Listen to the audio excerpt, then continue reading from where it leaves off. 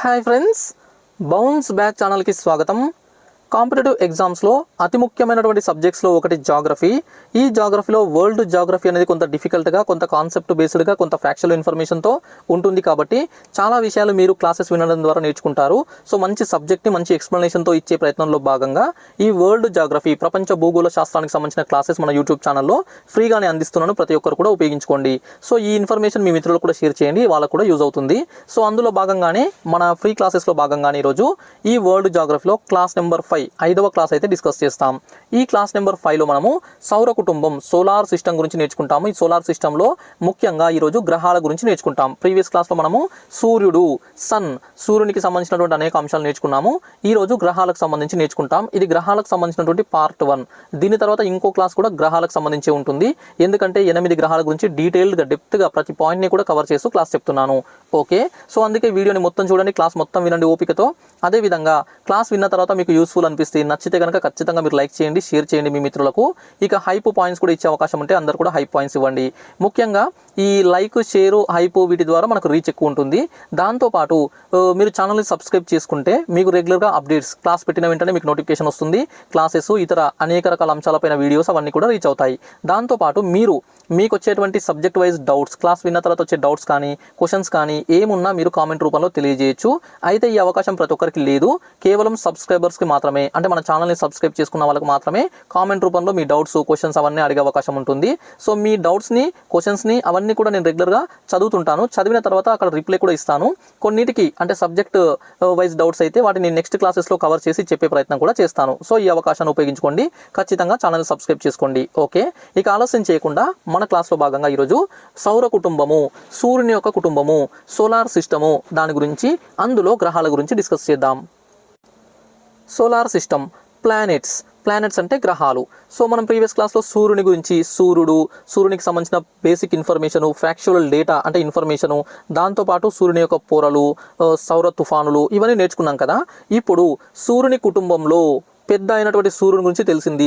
సూర్యుని పిల్లలు అయినటువంటి, సూర్యుని నుంచి ఉద్భవించినటువంటి, సూర్యుని నుంచి పుట్టినటువంటి అతి ముఖ్యమైనటువంటి ఏమంటారు వస్తువులు, ఖగోళ వస్తువులు, సెలెస్టియల్ బాడీస్ అంటాము. సో అవి గ్రహాలు. సో మన సోలార్ సిస్టంలో మొత్తము 8 గ్రహాలు ఉన్నాయి. 8 planets are there in our solar system. Actually previously గతంలో మనకు 9 ఉండేటివి. 9 అయితే 2006 సంవత్సరంలో ఒక గ్రహాన్ని ఈ హోదా నుంచి తొలగించారు. అంటే నీవు గ్రహానికి ఉండాల్సినటువంటి లక్షణాలు నీతో లేవు, you are not eligible for being a planet అని చెప్పేసి దానికి తొలగించేశారు, గెంటేశారు. అదేంటి అంటే చివరిలో ఉండేటువంటి గ్రహము, ఒకప్పటి గ్రహము ప్లూటో అనే ఒకప్పటి గ్రహాన్ని గ్రహము అనే హోదా నుంచి తొలగించి 2006లో కేవలము మరగుజ్జు గ్రహము అంటే డార్ఫ్ ప్లానెట్ అనే హోదాలో ఉంచారు. సో అక్కడి నుంచి మనకు 9 గ్రహాలు అనేవి పోయి 8 గ్రహాలు మాత్రమే ఉన్నాయి. సో ఈ 8 గ్రహాల్లో అతి ముఖ్యమైనటువంటి అంటే ఫస్ట్ 4 ప్లానెట్స్ ఏవైతే ఉంటాయో అవన్నీ ఈరోజు క్లాస్లో అయితే డిస్కస్ చేద్దాం. సో వాటి గురించి తెలుసుకునే ముందు, సార్ అసలు గ్రహం అంటే ఏంటి సార్ అని చెప్పేసి మీరు డౌట్ అడగాలి. సో మీరు డైరెక్ట్గా నా ముందు లేరు కాబట్టి డౌట్ అడగకపోవచ్చు. సో నేనైతే చెప్తాను. సో ప్లానెట్ అంటే గ్రహం అన్నాం కదా. గ్రహము అంటే ఇది ఒక పెద్ద పరిమాణంలో ఉండేటువంటి, భారీ పరిమాణంలో ఉన్నటువంటి ఒక ఖగోళ వస్తువు అంటే సెలెస్టియల్ బాడీ అని చెప్పేసి అంటాము. అంటే ఈ స్పేస్లో అంటే మన అంతరిక్షంలో తిరుగుతూ ఉండేటువంటి ఒక పెద్ద పదార్థము, పెద్ద వస్తువు. అయితే ఏదైనా అలాంటి వస్తువుకు గ్రహము, అలా తిరిగేటి అన్నిటివి గ్రహాలు అవుతాయా అంటే నో. కొన్ని కోట్ల వస్తువులు ఈ ఖగోళంలో, ఈ స్పేస్లో తిరుగుతూ ఉంటాయి. ఎటో ఒక దిక్కు, ఏదో ఒక నక్షత్రం చుట్టూ, ఏదో ఒక గ్రహం చుట్టూ, ఉపగ్రహం చుట్టూ ఎక్కడో ఒక దగ్గర మూవ్ అవుతూ ఉంటాయి, ఒక దగ్గర స్థిరంగా ఉండవు. అయితే అలా ప్రతిదాన్ని గ్రహం అంటామా అంటే నో, అలా అనకూడదు, అనలేము కూడా. సో ఎందుకు? ఆల్రెడీ ఉన్నటువంటి 9 గ్రహాల్లో ప్లూటోని గ్రహం కాదు, నువ్వు వెళ్ళిపో అంటే ఆ గ్రహం హోదా నుంచి నువ్వు తప్పుకో అని చెప్పేసి పక్కన పెట్టాము. మరి అన్నిటికీ గ్రహం హోదా ఇస్తామా అంటే ఇవ్వము. మరి గ్రహము అని పిలువబడాలంటే, గ్రహము అని గుర్తించబడాలంటే, అంటే ఆ ఐడెంటిఫికేషన్, ఆ రికగ్నైజేషన్ రావాలి అంటే కొన్ని కండిషన్స్ ఉన్నాయి. సో ఈ కండిషన్స్ అనేవి ముఖ్యంగా మనకు ఈ ఇంటర్నేషనల్ ఆస్ట్రోనామికల్ యూనియన్ అనే ఒక సంస్థ వాళ్ళు 2006లో తీసుకొచ్చారు. 2006లో ఒక మీటింగ్ కండక్ట్ చేసినప్పుడు అసలు గ్రహం అంటే కొన్ని లక్షణాలు ఉండాలి, కొన్ని కండిషన్స్ ఉంటాయి, ఆ కండిషన్స్ని సాటిస్ఫై చేయాలి, అప్పుడే దాన్ని గ్రహం అంటాం. సో అలా ఉన్నాయా లేదా చెక్ చేసుకుందాం అని చెప్పేసి పరిశీలించినప్పుడు ప్లూటోకు ఒక లక్షణం లేదు అని చెప్పేసి దాన్ని తొలగించారు గ్రహం అనే హోదా నుంచి. మరి ఏంటి సార్ అవి అని అంటే, ఫస్ట్ వన్, మొట్టమొదటిది వచ్చేసి ఏదైనా ఒక ఖగోళ వస్తువు గ్రహంగా గుర్తించబడాలంటే to be identified or recognized as a planet, a celestial body must must have 3 characteristics అంటే 3 లక్షణాలు ఉండాలి. ఏంటవి? ఫస్ట్ వన్ చూద్దాము. ఆ ఖగోళ వస్తువు సూర్యుడు లేదంటే ఏదైనా ఒక నక్షత్రం చుట్టూ తిరుగుతూ ఉండాలి. మన సోలార్ సిస్టంలో అయితేనేమో సూర్యుని చుట్టూ, వేరే నక్షత్రం విషయంలో అయితే ఆ నక్షత్రం చుట్టూ, అలా కోట్ల నక్షత్రాలు ఉన్నాయి కదా. సో దేనికి సంబంధించి ఆ నక్షత్రం చుట్టూ ఆ ఖగోళ వస్తువు తిరుగుతూ ఉండాలి. అంటే ఇప్పుడు ఒక నక్షత్రం స్టార్ ఇలా ఉంది, స్టార్ ఉంది, ఇది సూర్యుడు కావచ్చు లేకపోతే ఏదైనా ఒకటి కావచ్చు. సో ఒక సెలెస్టియల్ బాడీ అంటే ఒక ఖగోళ వస్తువు అనేది దాని చుట్టూ ఇలా తిరుగుతూ ఉండాలి. ఓకే, దానికి సంబంధించి ఒక కక్ష ఉంటుంది. కక్ష అంటే ఆర్బిట్. సో ఆ ఆర్బిట్లో ఆ స్టార్ చుట్టూ, అది సూర్యుడు కానీ ఏదైనా ఇతర గ్రహం నక్షత్రం చుట్టూ తిరుగుతూ ఉండాలి. ఇది ఫస్ట్ కండిషన్. అలా తిరగకుండా దానికి ఇష్టం వచ్చినట్లు ఏటో ఒక సైడు ఆ స్పేస్లో ఎక్కడ పడితే అక్కడ వెళ్తుంది అనుకుందాం. సో అది ఎంత పెద్దదైనా సరే దాని గ్రహంగా చెప్పకూడదు, గ్రహం అనే లక్షణం లేదు. బేసిక్ పాయింట్ ఇది. నెక్స్ట్ కండిషన్ ఏంటి? సెకండ్ వన్, ఆ ఖగోళ వస్తువు గోళాకారంలో ఉండాలి. గోళము అంటే ఒక బంతిలాగా, ఒక బాల్ షేప్లో ఉండాలి. అంటే ఇంగ్లీష్లో మనము స్పియర్ అని చెప్పేసి అంటాం కదా, ఈ స్పియర్ లాగా ఉండాలి. ఓకే, సో గోళాకారంలో ఉండాలి, ఉంటేనే దాని గ్రహంగా చెప్పాలి. అంటే ఏది పడితే అది, అంటే ఒక క్యూబ్ లాగా కానీ, లేదంటే ఒక ఏమంటారు, ఒక డైమండ్ ఆకారంలో కానీ, ఒక ప్రిజం లాగా కానీ, ఒక సిలిండర్ అంటే ఒక స్తూపం లాగా కానీ, ఏదంటే అదే ఆకారంలో నచ్చినటువంటి పిచ్చి పిచ్చి ఆకారంలో ఎలా పడితే అలా ఉంటే దాని గ్రహంగా చెప్పకూడదు. సో అది గోళాకారంలో ఉండాలి, స్పియర్ లాగా ఉండాలి. 100% ఎగ్జాక్ట్గా పర్ఫెక్ట్ స్పియర్ ఉండాలా అంటే no need to be as a perfect sphere. అంటే ఖచ్చితంగా అలా ఉండాలని రూల్ ఏం లేదు. కాకపోతే దాదాపుగా చూడడానికి లేదంటే దాదాపుగా ఆ విధంగా ఉంటే సరిపోతుంది. సో అయితే గోళాకారంలో ఉండాలి. Next third one very very important. అయితే ఇందులో గోళాకారంలో అన్నాం కదా, ఇక్కడ సెకండ్ కండిషను. సో ఇందులో గోళాకారంలో ఉండాలి అని అంటే మనకు ఆ సెలెస్టియల్ బాడీ అంటే ఆ ఖగోళ వస్తువుకు ఒక నిర్దిష్టమైనటువంటి పరిమాణంలో, అంటే ఒక ఫిక్స్డ్ అమౌంట్ ఆఫ్ మాస్, అంటే దాని యొక్క ద్రవ్యరాశి, అదేవిధంగా దాని యొక్క ఏమంటారు రొటేషన్, అంటే అది తన చుట్టూ తాను తిరిగేటువంటి, అంటే అది భ్రమించేటువంటి వేగము, స్పీడ్ అంటాం కదా అది, అదేవిధంగా ఇతర అనేక అంశాలు అయితే దానిపైన ప్రభావం చూపిస్తాయి, అంటే ఎఫెక్ట్ చేస్తాయి. సో అలా అన్నిటికీ గ్రహంగా ఉండేటువంటి అవకాశం ఉండదు. అందుకే కొన్ని మాత్రమే పర్ఫెక్ట్గా లేదంటే దాదాపుగా ఒక గోళాకారంలోకి మారడం అయితే జరుగుతుంది. నెక్స్ట్ మూడవది చూసినట్లయితే థర్డ్ వన్, ఇందులో ఆ ఖగోళ వస్తువు తన కక్షలో అంటే తన ఆర్బిట్లో అదే ప్రధాన గురుత్వాకర్షణ శక్తిగా ఉండాలి. మనకు ఏ ఖగోళ వస్తువు తీసుకున్నా, ఏ స్టార్ తీసుకున్నా, ఏ నక్షత్రం తీసుకున్నా, గెలాక్సీ తీసుకున్నా, లేదంటే గ్రహం తీసుకున్నా, లేదంటే ఇతర ఏ వస్తువు తీసుకున్నా దానికి గురుత్వాకర్షణ శక్తి అని చెప్పేసి ఉంటుంది, గ్రావిటేషనల్ ఫోర్స్ అని చెప్పేసి ఉంటుంది. అది తన వైపు, తన చుట్టూ ఉండేటువంటి అంటే వస్తువులు, పదార్థాలు ఏదైనా సరే దాన్ని లాక్కునేటువంటి శక్తి ఉంటుంది. అది ఒక రేంజ్ వరకు ఉంటుంది. అంటే కొన్ని కిలోమీటర్ల వరకు, కొన్ని మీటర్ల నుంచి కొన్ని కిలోమీటర్ల వరకు దాని యొక్క శక్తి ఎంత ఉంటే అంత పరిమాణంలో ఉంటుంది. అయితే సో ఇప్పుడు ఒక నక్షత్రం చుట్టూ, ఒక నక్షత్రం ఎనీ స్టార్, మన సూర్యుడే అనుకుందాం. ఈ నక్షత్రం చుట్టూ, నక్షత్రం ఇలా ఉంది, నక్షత్రం చుట్టూ ఒక కక్షలో ఇది ఆర్బిట్ కక్ష, ఈ మిడిల్లో ఉన్నది నక్షత్రం సూర్యుడు అనుకుందాం, మన స్టార్ సన్ అనుకుందాం. దీని చుట్టూ ఈ ఆర్బిట్లో ఒక వస్తువు తిరుగుతుంది. అది ఇంకా గ్రహం అని మనం చెప్పట్లేదు. సో ఒకటైతే తిరుగుతుంది. తిరిగేటప్పుడు దీని కక్షలోనే అనేక రకాల, అంటే ఇక్కడ అనేక రకాల ఇతర వస్తువులు కూడా ఉంటాయి, ఇతర ఖగోళ వస్తువులు. అవి చిన్న పరిమాణం నుంచి పెద్ద పరిమాణం వరకు ఏవైనా ఉండొచ్చు. అయితే వాటికి కూడా గ్రావిటేషనల్ ఫోర్స్ ఉంటుంది. అలాంటి సందర్భంలో ఇది మనం దేనైతే గ్రహం అంటున్నామో అదే ప్రధానమైనటువంటి గురుత్వాకర్షణ శక్తిగా ఉండాలి. అంటే ఈ కక్షలో అడ్డొచ్చేటువంటి వేటినైనా తన వైపు లాక్కొని అది మాత్రమే స్పేస్ క్లియర్ చేసుకోవాలి. అంటే నా దారి రహదారి అన్నట్లుగా. సో అది ముందు వెళ్ళేటప్పుడు వెనక కానీ దాని ముందు కానీ దాని కక్షలో ఇతర ఏ ఖగోళ వస్తువు ఉండకూడదు. ఓకే, సో ఉంటే దాని చుట్టన తిరగాలి, లేదంటే దాంట్లో కలిసిపోవాలి. సో ఆ విధంగా అదే ప్రధానమైనటువంటి గురుత్వాకర్షణ శక్తిగా ఉంటూ దాని కక్షను, దాని ఆర్బిట్ని క్లియర్ చేసేటువంటి క్లియరింగ్ కెపాసిటీ అనేది దానికి ఉండాలి. సో ఇది మూడవ అతి ముఖ్యమైనటువంటి లక్షణం. అయితే మనకు 2006లో ఈ ఇంటర్నేషనల్ ఆస్ట్రానామికల్ యూనియన్ వాళ్ళు మీటింగ్ పెట్టుకుని అక్కడ డిస్కస్ చేసినప్పుడు ఈ 3 లక్షణాలు ఉండాలి అని చెప్పేసి అన్నారు కదా. మరి ప్లూటో విషయంలో ఏమైందంటే ఫస్ట్ కండిషన్ సాటిస్ఫై అయ్యింది. అది ఖగోళ వస్తువు సూర్యుని చుట్టూ తిరుగుతుంది. ఎస్, సూర్యుని చుట్టూ తిరుగుతుంది. అదొక నక్షత్రం చుట్టూ తిరుగుతుంది, బాగుంది. నెక్స్ట్ సెకండ్ గోళాకారంలో ఉందంటే ఉంది, బాగుంది, రౌండ్గా బంతిలాగా ముద్దలాగా ఉంది. సో ఇది కూడా ఓకే. కానీ థర్డ్ కండిషన్ సాటిస్ఫై చేయలేదు. సో ఇదేమవుతుందంటే ఈ ప్లూటో అనేది సూర్యుని చుట్టూ ఇలా తిరిగే క్రమంలో దీని యొక్క ఆర్బిట్, దీని కక్షలోకి ఈ కక్ష అనేది ఇతర వాటితో కూడా పంచుకుంటుంది. అంటే ఇతర గ్రహాలు కానీ ఇతర ఇంకా వేరే ఖగోళ వస్తువులు కూడా షేర్ చేసుకుంటున్నాయి. సో అందుకని చెప్పేసి ఇది ప్రధాన శక్తిగా, ఇదే మెయిన్ పార్ట్గా ఉండట్లేదు. అందుకే ప్లూటోని ఈ గ్రహము అనే హోదా నుంచి తీసేసి మరగుజ్జు గ్రహము అంటే డార్ఫ్ ప్లానెట్ అని చెప్పేసి గుర్తించడం జరిగింది. అందుకే అక్కడ నుంచి మనకు 8 గ్రహాలు ఉన్నాయి, 8 ప్లానెట్స్. ప్రస్తుతం ఖగోళం మన సౌర కుటుంబంలో ఉన్నటువంటి గ్రహాలు 8.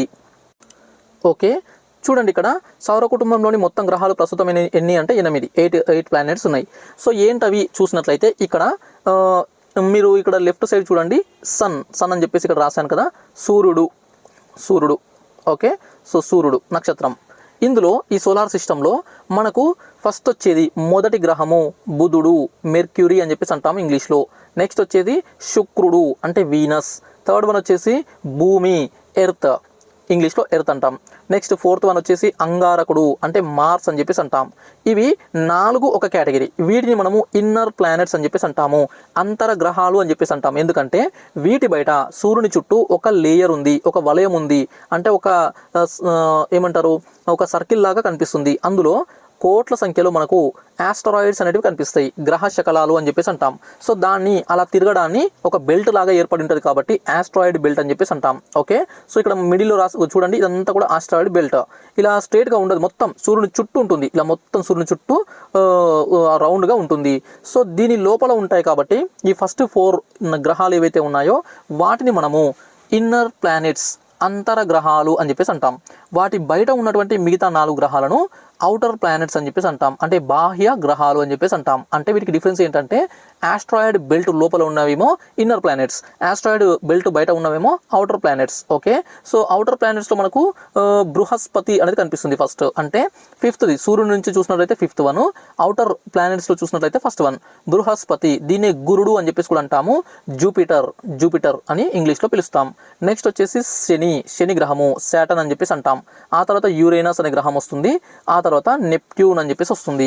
ఈ విధంగా 8 గ్రహాలు ఉన్నాయి. తర్వాత ప్లూటో ఉండేది, ప్లూటో ఇప్పుడు మరగుజ్జు గ్రహము. ఓకే, సో ఇక్కడ ఒక ఇమేజ్ ఉంది కదా, ఇది చూడండి సోలార్ సిస్టమ్కి సంబంధించి.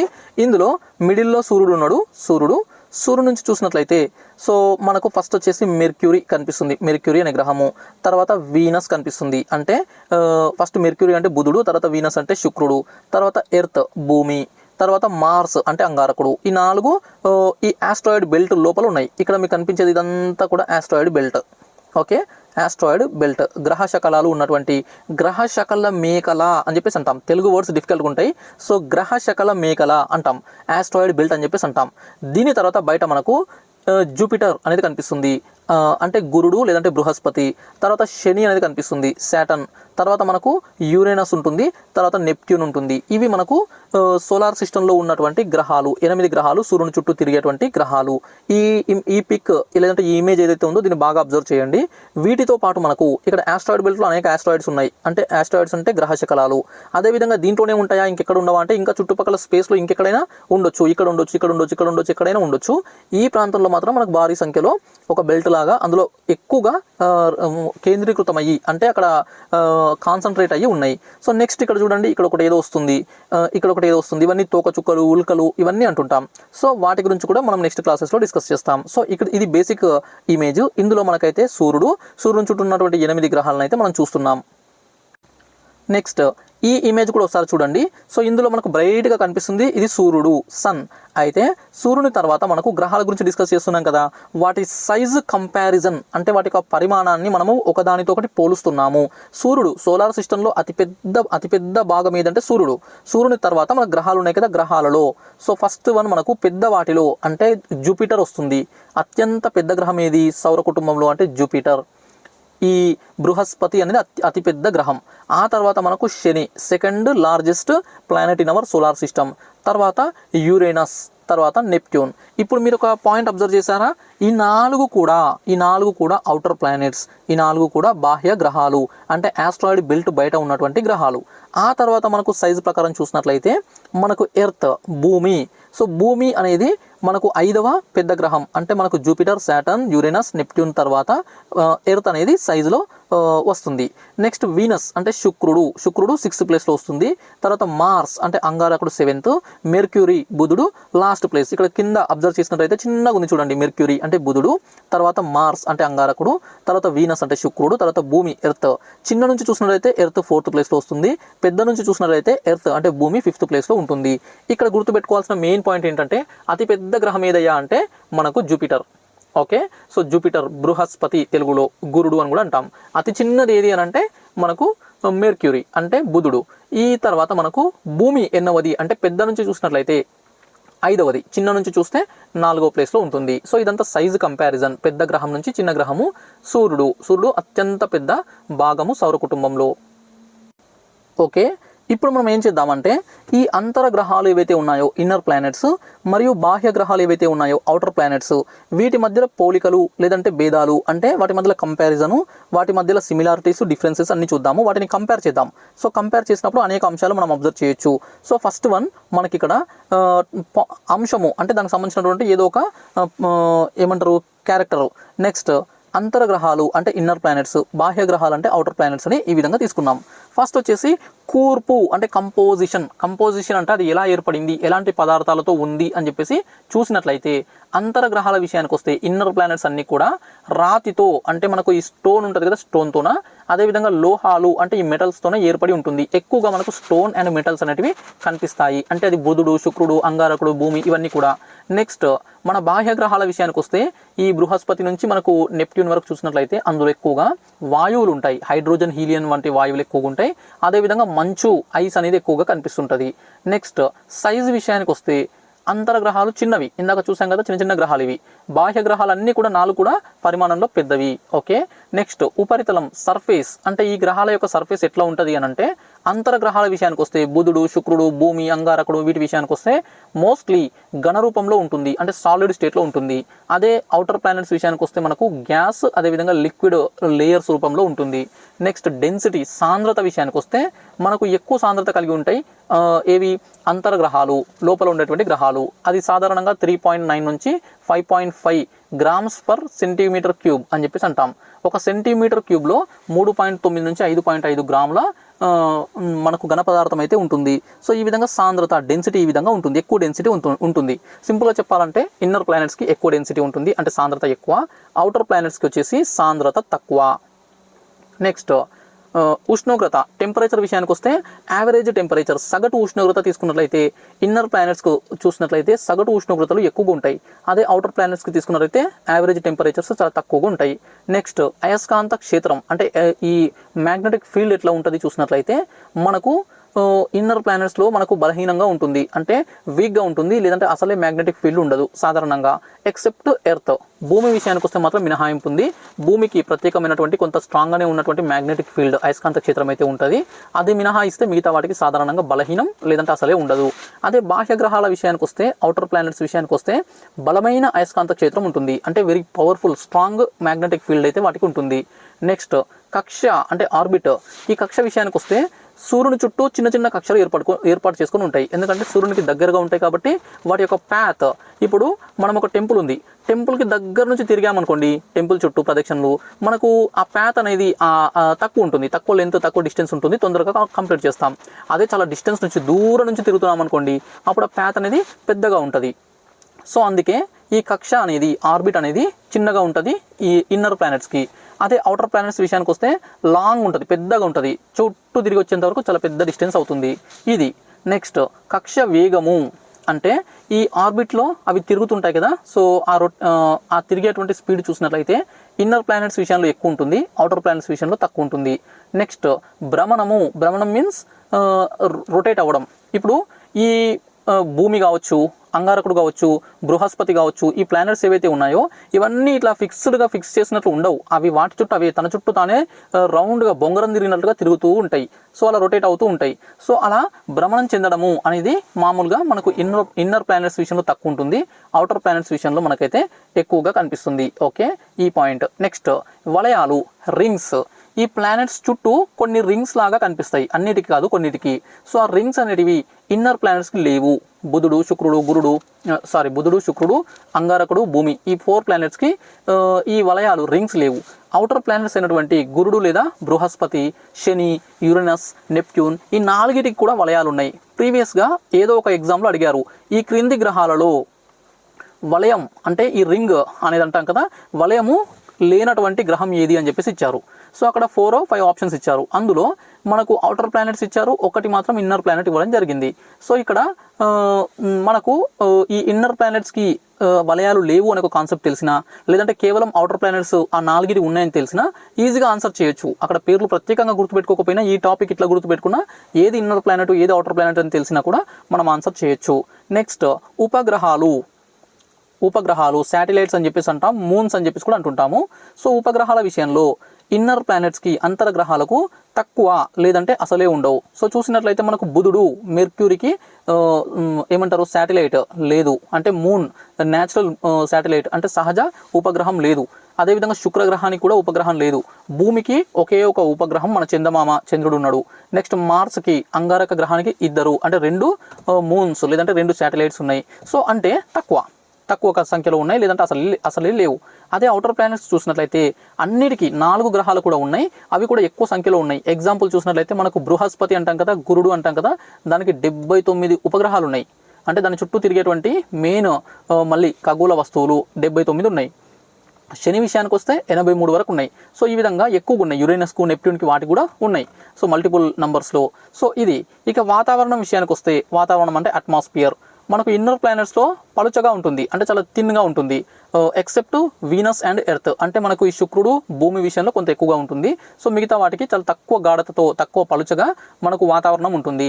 అదే మనకు మిగతావి ఉన్నాయి కదా, ఇక్కడ అవుటర్ ప్లానెట్స్ ఉన్నాయి కదా, వాటి విషయంలో అధిక గాఢత హై ఏమంటారు డెన్సిటీతో మనకైతే ఈ వాతావరణం అయితే కనిపిస్తుంది. సో ఇందులో ఉన్నటువంటి పాయింట్స్ని మనకు ఇదే విధంగా అడగరు, కానీ ఏదో ఒక పాయింట్ ఎక్కడో ఒక దగ్గర మనకి ఎగ్జామ్లో తగులుతుంది. అలాంటప్పుడు దీన్ని మీరు ఇలా కంపారేటివ్గా ఇదంతా చూసుకున్నట్లయితే అక్కడ డైరెక్ట్గా వాటికి ఆన్సర్ చేయొచ్చు. ఓకే, సో ఇది దీని యొక్క ఇంపార్టెన్స్. నెక్స్ట్ ఇప్పుడు గ్రహాల విషయానికి వద్దాం. గ్రహాలలో ఒక్కొక్క దాని గురించి డిస్కస్ చేద్దాం. బుధ గ్రహము, మెర్క్యూరీ అని చెప్పేసి అంటాం కదా, ఈ గ్రహము. సో ఈ బుధుడు లేదంటే మెర్క్యూరీ అనే గ్రహం గురించి డిస్కస్ చేసే ముందు సరే అది ఎట్లా ఉంటుందో చూద్దాం. సో మనకు ఫేస్ తెలియాలి, అంటే చూడడానికి ఐడెంటిఫై చేయాలి ఈ గ్రహం. అంటే ఎక్కడైనా దాని యొక్క ఇమేజ్ ఏదైనా కనిపిస్తే ఇది పలానా గ్రహము అని చెప్పేసి మనకు కొంత ఐడెంటిఫై ఏమంటారు ఒక ఐడియా రావాలి, ఒక అవగాహన రావాలి. అందుకే మనం ముందు దాని పిక్ చూసిన తర్వాత దీని గురించి డిస్కస్ చేద్దాము. ఓకే, చూడండి ఇక్కడ కనిపిస్తుంది కదా, ఇక్కడ బ్రైట్గా కనిపిస్తున్నటువంటి ఇదే మనకు బుధ గ్రహము. బుధుడు మెర్క్యూరీ అనే గ్రహం చూడడానికి ఎంత అద్భుతంగా ఉంది కదా. సో ఈ విధంగా మనకు బుధుడు అనే గ్రహం కనిపిస్తుంది. సో ఈ గ్రహానికి సంబంధించి అనేక విషయాలు ఉన్నాయి, అనేక ఇంపార్టెంట్ పాయింట్స్ ఉన్నాయి, కొన్ని విశేషాలు ఉన్నాయి. ఎగ్జామినేషన్ పాయింట్ ఆఫ్ వ్యూలో కూడా చాలాసార్లు అడిగారు. అవేంటో చూసే ప్రయత్నం చేద్దాం. బుధుడు ఈ గ్రహానికి సంబంధించి మనకు కొన్ని పేర్లు ఉంటాయి, కొన్ని ప్రత్యేకమైనటువంటి పేర్లతో పిలుస్తుంటాము. దీన్ని సందేశ దేవుడు అని చెప్పేసి అంటాం, గాడ్ ఆఫ్ మెసెంజర్ అని చెప్పేసి అంటాం. Which of the planet is called as God of messenger అని చెప్పేసి కింద మెర్క్యూరీ, వీనస్, ఎర్త్, జూపిటర్ ఈ విధంగా ఆప్షన్స్ ఇవ్వచ్చు. సో క్వశ్చన్స్ అడగొచ్చు. కాబట్టి సందేశ దేవుడు అని చెప్పేసి దేని అంటారంటే గాడ్ ఆఫ్ మెసెంజర్ అని చెప్పేసి పిలువబడేది బుధ గ్రహము మెర్క్యూరీ. అదేవిధంగా ల్యాండ్ ఆఫ్ క్రేటర్స్ అని చెప్పేసి కూడా అంటాం, ల్యాండ్ ఆఫ్ క్రేటర్స్ అనే పేరు కూడా ఉంది. అయితే సో ఇప్పుడు దీనికి సంబంధించి మనం ప్రత్యేకంగా కొన్ని పాయింట్స్ చూస్తాము. ఇవి examination point of view important. అవి ఏంటంటే దీని యొక్క ప్రత్యేకతలు. సో ఫస్ట్ వన్, సూర్యునికి అత్యంత సమీపంలో ఉన్నటువంటి గ్రహం. ఇది సన్కి చాలా దగ్గరగా ఉన్నటువంటి గ్రహం, సూర్యునికి దగ్గరలో సమీపంలో ఉన్నటువంటి గ్రహం. ముందు ఒక లైన్లో నిల్చుంటే ముందు నిల్చున్నటువంటి స్టూడెంట్ ఎట్లయితే ఉంటాడో అట్లా ఇది కూడా సూర్యుని ముందు, సూర్యుడు టీచర్ అనుకుంటే ముందు వరుసలో ఒక 7-8 మంది 8 మెంబర్స్ నిల్చుంటే ఫస్ట్ నిల్చున్నటువంటి స్టూడెంట్ ఎవరు? ఈ సూర్యునికి దగ్గరగా ఉన్నది అంటే బుధుడు మెర్క్యూరీ. సో ఎంత దూరం సార్ అని అంటే దగ్గర కదా, మరి ఎంత దూరము? 1 మీటరా 2 మీటరా లేదంటే 10 మీటర్స్ అంటే నో, మీటర్లు సెంటీమీటర్లు కాదు, కొన్ని మిలియన్ల కిలోమీటర్ల దూరం ఉంటుంది. సూర్యుడు నుంచి దూరం చూసినట్లయితే 57.9 57.9 మిలియన్ కిలోమీటర్ల దూరంలో మనకు బుధ గ్రహం అయితే ఉంది, మెర్క్యూరీ అయితే ఉంది. ఓకే, సో అదేవిధంగా అతి తక్కువ ద్రవ్యరాశి కలిగినటువంటి గ్రహం కూడా ఇదే. చిన్న గ్రహం, ఓకే, అన్ని గ్రహాలు 8 కూడా చిన్నది. ఇందాక మనం సైజ్ కంపారిజన్ చూసాం కదా, అందులో మనకు చిన్న గ్రహంగా కనిపించింది. సో బుధుడు అతి చిన్న గ్రహము. ద్రవ్యరాశి అంటే దీని యొక్క మాస్ కూడా చాలా తక్కువ, బరువు కూడా చాలా తక్కువ. ఎంత అంటే ఈ మాస్ ఎంత అంటే 0.330 × 10⁻24 కిలోగ్రాములు. ఓకే, సో దీన్ని మనము 0.330ని ఈ 10⁻24తో మల్టిప్లై చేస్తే గణిస్తే ఎంత వస్తుందో అన్ని కేజీలు. ఇదేం ఎగ్జామినేషన్లో అడగరు, మీకు అర్థం కావడం కోసం ఇక్కడ చెప్పిన. సో అందుకే బ్రాకెట్లో పెట్టిన. సో అయితే అతి చిన్న గ్రహము అని గుర్తుపెట్టుకోండి. ద్రవ్యరాశి కూడా అతి తక్కువగా ఉండేటువంటి గ్రహము. అదేవిధంగా దీనిపైన మరి టెంపరేచర్స్ ఎట్లా ఉంటాయి? ఈ గ్రహం చాలా దగ్గరగా ఉంది కదా, సూర్యుడు బగబగా మండుతున్నటువంటి ఒక నక్షత్రం కదా, మరి అంత దగ్గరగా ఉన్నప్పుడు మనకు టెంపరేచర్ కూడా ఎక్కువ ఉంటుంది. మనము చలికాలంలో చలి కాచుకోవడం కోసం మంట పెట్టి దాని చుట్టూ కూర్చుంటాం. మంట బాగా మండుతున్నప్పుడు మనం దగ్గరగా కూర్చుంటే వేడి ఎక్కువగా వస్తుంది. వేడి ఎక్కువ వచ్చి మనం తట్టుకోలేము. అప్పుడు ఏం చేస్తాము, కాస్త దూరంగా జరుగుతుంటాం. ఇంకాస్త వేడి ఎక్కువనే అనిపిస్తే ఇంకాస్త దూరంగా జరుగుతాం. తగ్గిందనుకోండి మళ్ళీ దగ్గరకు వస్తాం. సో ఇది మనకు మూవింగ్ ఆప్షన్ ఉంది కాబట్టి దూరము దగ్గరగా రావడం చేస్తున్నాం. కానీ ఈ గ్రహాలు అలా కాదు, ఒకటే కక్షలో అది ఏదైతే ఆర్బిట్ని క్రియేట్ చేసుకుని ఉంటాయో ఆ కక్షలోనే తిరుగుతూ ఉంటాయి.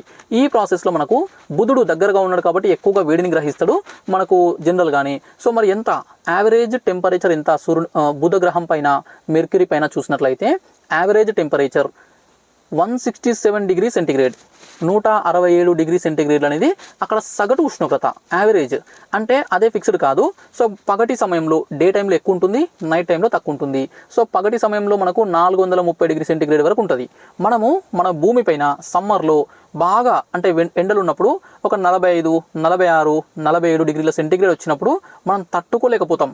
చాలా విపరీతమైన ఎండలుగా మనం ఆ ఉష్ణాన్ని తట్టుకోలేక బాగా చెమటలు గారిపోయి ఉక్కిరి బిక్కిరి అయిపోతాం. కానీ ఇక్కడ 43 కాదు, 430 డిగ్రీల సెంటిగ్రేడ్ ఉంటుంది పగలు టైంలో. సో మాడి మసైపోతాం, అంత టెంపరేచర్ ఉంటుంది అక్కడ. ఇక రాత్రి సమయంలో -180 డిగ్రీ సెంటిగ్రేడ్, చాలా తక్కువ, -180 డిగ్రీ సెంటిగ్రేడ్ ఉంటుంది. ఇక యావరేజ్ తీసుకుంటే 167 డిగ్రీ సెంటిగ్రేడ్ అయితే ఉంటుంది. సో ఇది మనకు సెకండ్ హీట్ ఎక్కువగా వేడిగా ఉండే గ్రహాలలో రెండవ స్థానంలో ఉంటుంది. ఫస్ట్ వచ్చేసి శుక్రుడు ఉంటాడు. ఎందుకు అనేది నెక్స్ట్ దీని తర్వాత డిస్కస్ చేద్దాము. వీనస్ తర్వాత అత్యంత వేడిగా ఉండేటువంటి గ్రహంగా చెప్పవచ్చు. ఓకే, సో ఇక్కడ ఇంకో పాయింట్ ఏంటంటే పగలు రాత్రి టెంపరేచర్స్ మధ్యలో అత్యధిక వేరియేషన్ అంటే వాటి మధ్యలో వ్యత్యాసం ఎక్కువగా ఉండే గ్రహం కూడా ఇదే. మార్నింగ్ ఏమో 430 డిగ్రీ సెంటిగ్రేడ్ అంట, నైట్ ఏమో -180. అంటే ఈ రెండింటిని మనం తీసుకుంటే చాలా ఎక్కువగా 600 పైన 610 డిగ్రీ సెంటిగ్రేడ్ వేరియేషన్ అయితే మనకు అనిపిస్తుంది. ఆ విధంగా అత్యధిక వేరియేషన్ అంటే వాటి యొక్క వ్యత్యాసం ఉన్నటువంటి గ్రహంగా దీన్ని చెప్పొచ్చు. నెక్స్ట్ ఇక అత్యధిక ఉష్ణోగ్రత వ్యత్యాసం కలిగిన గ్రహం అంటూ చెప్తున్నాం కదా. సో దీని తర్వాత మనం దీని గురించి గుర్తుపెట్టుకోవాల్సింది ఏంటంటే దీని భ్రమణము పరిభ్రమణము అంటే ఇది తిరిగేటువంటి వాటి గురించి. సో శుక్రుడి తర్వాత అత్యధిక భ్రమణ వేగం కలిగి ఉంది. శుక్ర గ్రహము అత్యధిక భ్రమణ వేగం అంటే భ్రమణము అంటే ఇక్కడ మనకు 2 పదాలు వినిపిస్తాయి. 2 పదాలు, ఒకటి భ్రమణం, ఇంకోటి పరిభ్రమణం. భ్రమణం పరిభ్రమణం. ఓకే, సో రొటేషన్ రెవల్యూషన్ అని చెప్పేసి అంటాం. సో రొటేషన్ భ్రమణం అంటే ఏంటంటే తన చుట్టూ తాను తిరగడం. ఓకే, తన చుట్టూ తాను తిరగడం అంటే బొంగరం లాగా తిరగడం. అంటే మనం ఒక దగ్గర నిల్చొని మనం గుండ్రంగా తిరగడం. అంటే మనం దేవుడి ముందు, వినాయకుడి ముందు లేదంటే ఏదో ఒక దేవుడి ముందు నిల్చొని మన చుట్టూ మనం ఒక ప్రదక్షిణ చేస్తాం కదా, రౌండ్గా తిరుగుతాం కదా, అది భ్రమణము. అలా కాకుండా పరిభ్రమణం అంటే ఏంటంటే మధ్యలో ఒకటి ఉంటుంది, దాని చుట్టూ తిరగడం. ఓకే, అంటే ఇక్కడ ఏదో ఒకటి మధ్యలో ఉంటుంది. అది వస్తువు కావచ్చు, టెంపుల్ కావచ్చు, ఏదైనా కావచ్చు, గ్రహం కావచ్చు, నక్షత్రం కావచ్చు, ఏదైనా కావచ్చు, దాని చుట్టూ తిరగడం. ఇది పరిభ్రమణం. దాని చుట్టూ తిరుగుతుంటాం. అంటే మధ్యలో టెంపుల్ ఉంటుంది, దేవుడు ఉంటాడు, దేవుడు గుడి చుట్టూ తిరిగి వస్తుంటాం. దాన్ని పరిభ్రమణంగా చెప్పొచ్చు. అలా కాకుండా ఒక దగ్గర నిల్చొని మన చుట్టూ మనమే రౌండ్గా తిరిగితే అది భ్రమణంగా చెప్పొచ్చు. మీకు అండర్స్టాండింగ్ కోసం ఈ విధంగా కంపేర్ చేసి చెప్తున్నాను. సో ఇక్కడ భ్రమణ వేగము అంటే తన చుట్టూ తాను తిరిగే వేగము మనకు సెకండ్ హైయెస్ట్ ఉంటుంది బుధుడికి. ఫస్ట్ వచ్చేసి శుక్రగ్రహానికి ఉంటుంది. ఈ పాయింట్ గుర్తుపెట్టుకోండి. ఎంత సార్ మరి ఇది ఎంత అనంటే భ్రమణ వేగం అనే కంటే కాలం, ఇక్కడ టైం, వేగం అనొద్దు, వేగం అనొద్దు, ఇక్కడ ఇది భ్రమణ కాలము అని చెప్పేసి అనాలి. భ్రమణం అంటే తిరిగేటువంటి తన చుట్టూ తాను ఒక రౌండ్ తిరగడానికి పట్టేటువంటి టైం వచ్చేసి 4222.6 గంటలు, 4226.6 అవర్స్ టైం తీసుకుంటుంది ఒక రౌండ్ తను ఒక గుండ్రంగా తిరగడానికి. సో అంటే మన భూమితో కంపేర్ చేస్తే మీకు నెక్స్ట్ ఇదే క్లాస్లో ఎర్త్ గురించి డీటెయిల్స్ వస్తాయి, భూమి గురించి డీటెయిల్స్ వస్తాయి. అవన్నీ విన్న తర్వాత మళ్ళీ మీకు ఇది ఈజీగా అండర్స్టాండ్ అవుతుంది. సో భూమితో కంపేర్ చేస్తే 176 రెట్లు ఎక్కువ, అంటే 176 ఎర్త్ డేస్. అంటే మన భూమి మీద ఒక పగలు ఒక రాత్రి ఏర్పడడానికి 24 గంటలు పడుతుంది. ఒక రోజు పూర్తి రోజు ఎర్త్ డే అంటాం కదా, అందులో పగలు ఉంటుంది, రాత్రి ఉంటుంది. సో పగలు రాత్రి మొత్తం కంప్లీట్ అవ్వడానికి మనకు 24 అవర్స్ పడుతుంది, దాన్ని ఒక రోజు అంటాం.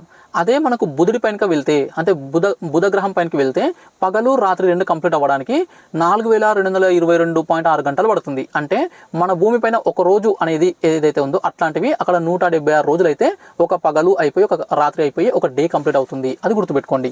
నెక్స్ట్, అత్యధిక పరిభ్రమణ వేగం కలిగినటువంటి గ్రహం. సూర్యుని చుట్టూ తిరిగి రావడానికి అత్యధిక వేగం కలిగి ఉంటుంది. అదేవిధంగా తొందరగా కంప్లీట్ చేసుకొని వస్తుంది, దగ్గరగా ఉంటుంది కాబట్టి. ఓన్లీ 88 డేస్, 88 రోజుల్లోనే సూర్యుని చుట్టూ తిరిగి మళ్ళీ అదే ప్లేస్కి వస్తుంది. సూర్యుడు ఇలా మధ్యలో ఉంటే ఇలా స్టార్ట్ అయ్యి ఇలా ఒకసారి తిరిగి రావడానికి 88 డేస్ పడుతుంది. ఇది చాలా తక్కువ డేస్ మిగతా గ్రహాలతో కలిస్తే. స్పీడ్ వైజ్గా చూసినట్లయితే తొందరగా కంప్లీట్ అవుతుంది, ఎక్కువ స్పీడ్ అని చెప్పేసి అనుకోవచ్చు. నెక్స్ట్, సాంద్రత డెన్సిటీ ఎలా ఉంటుంది దీనిపైన అంటే 5427 5427 kg/m³.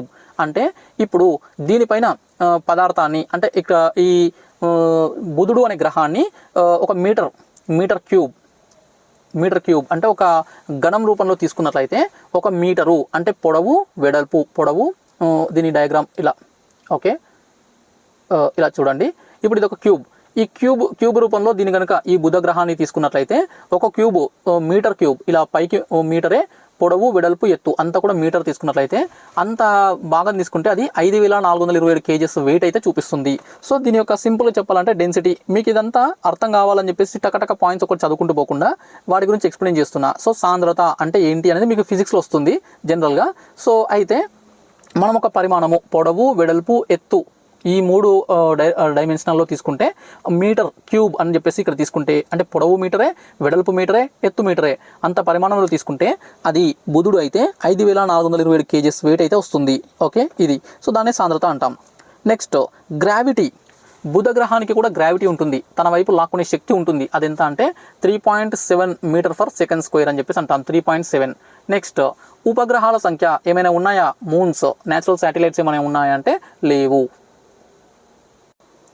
ఓకే, సో ఇది ఈ బుధ గ్రహానికి సంబంధించినటువంటి ప్రధానమైనటువంటి అంశాలు.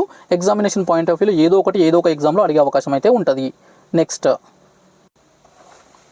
శుక్రుడు, వీనస్, శుక్రగ్రహం అని చెప్పేసి అంటాం. సూర్యునికి సమీపంలో ఉన్నటువంటి రెండవ గ్రహం. మొదటి బుధుడు కాబట్టి నెక్స్ట్ ఉండేది శుక్రుడు, సెకండ్ స్టూడెంట్. ఓకే, సూర్యుడు టీచర్ అయితే ఫస్ట్ స్టూడెంట్ బుధుడు అయితే అంటే నిల్చునే స్టూడెంట్ వరుస క్రమంలో. సెకండ్ వచ్చేసి మనకు శుక్రుడు ఉంటాడు. శుక్రుడు అనేది రెండవ గ్రహం సూర్యుడి నుంచి డిస్టెన్స్లో. అదేవిధంగా భూమికి దగ్గరగా ఉన్నటువంటి గ్రహం.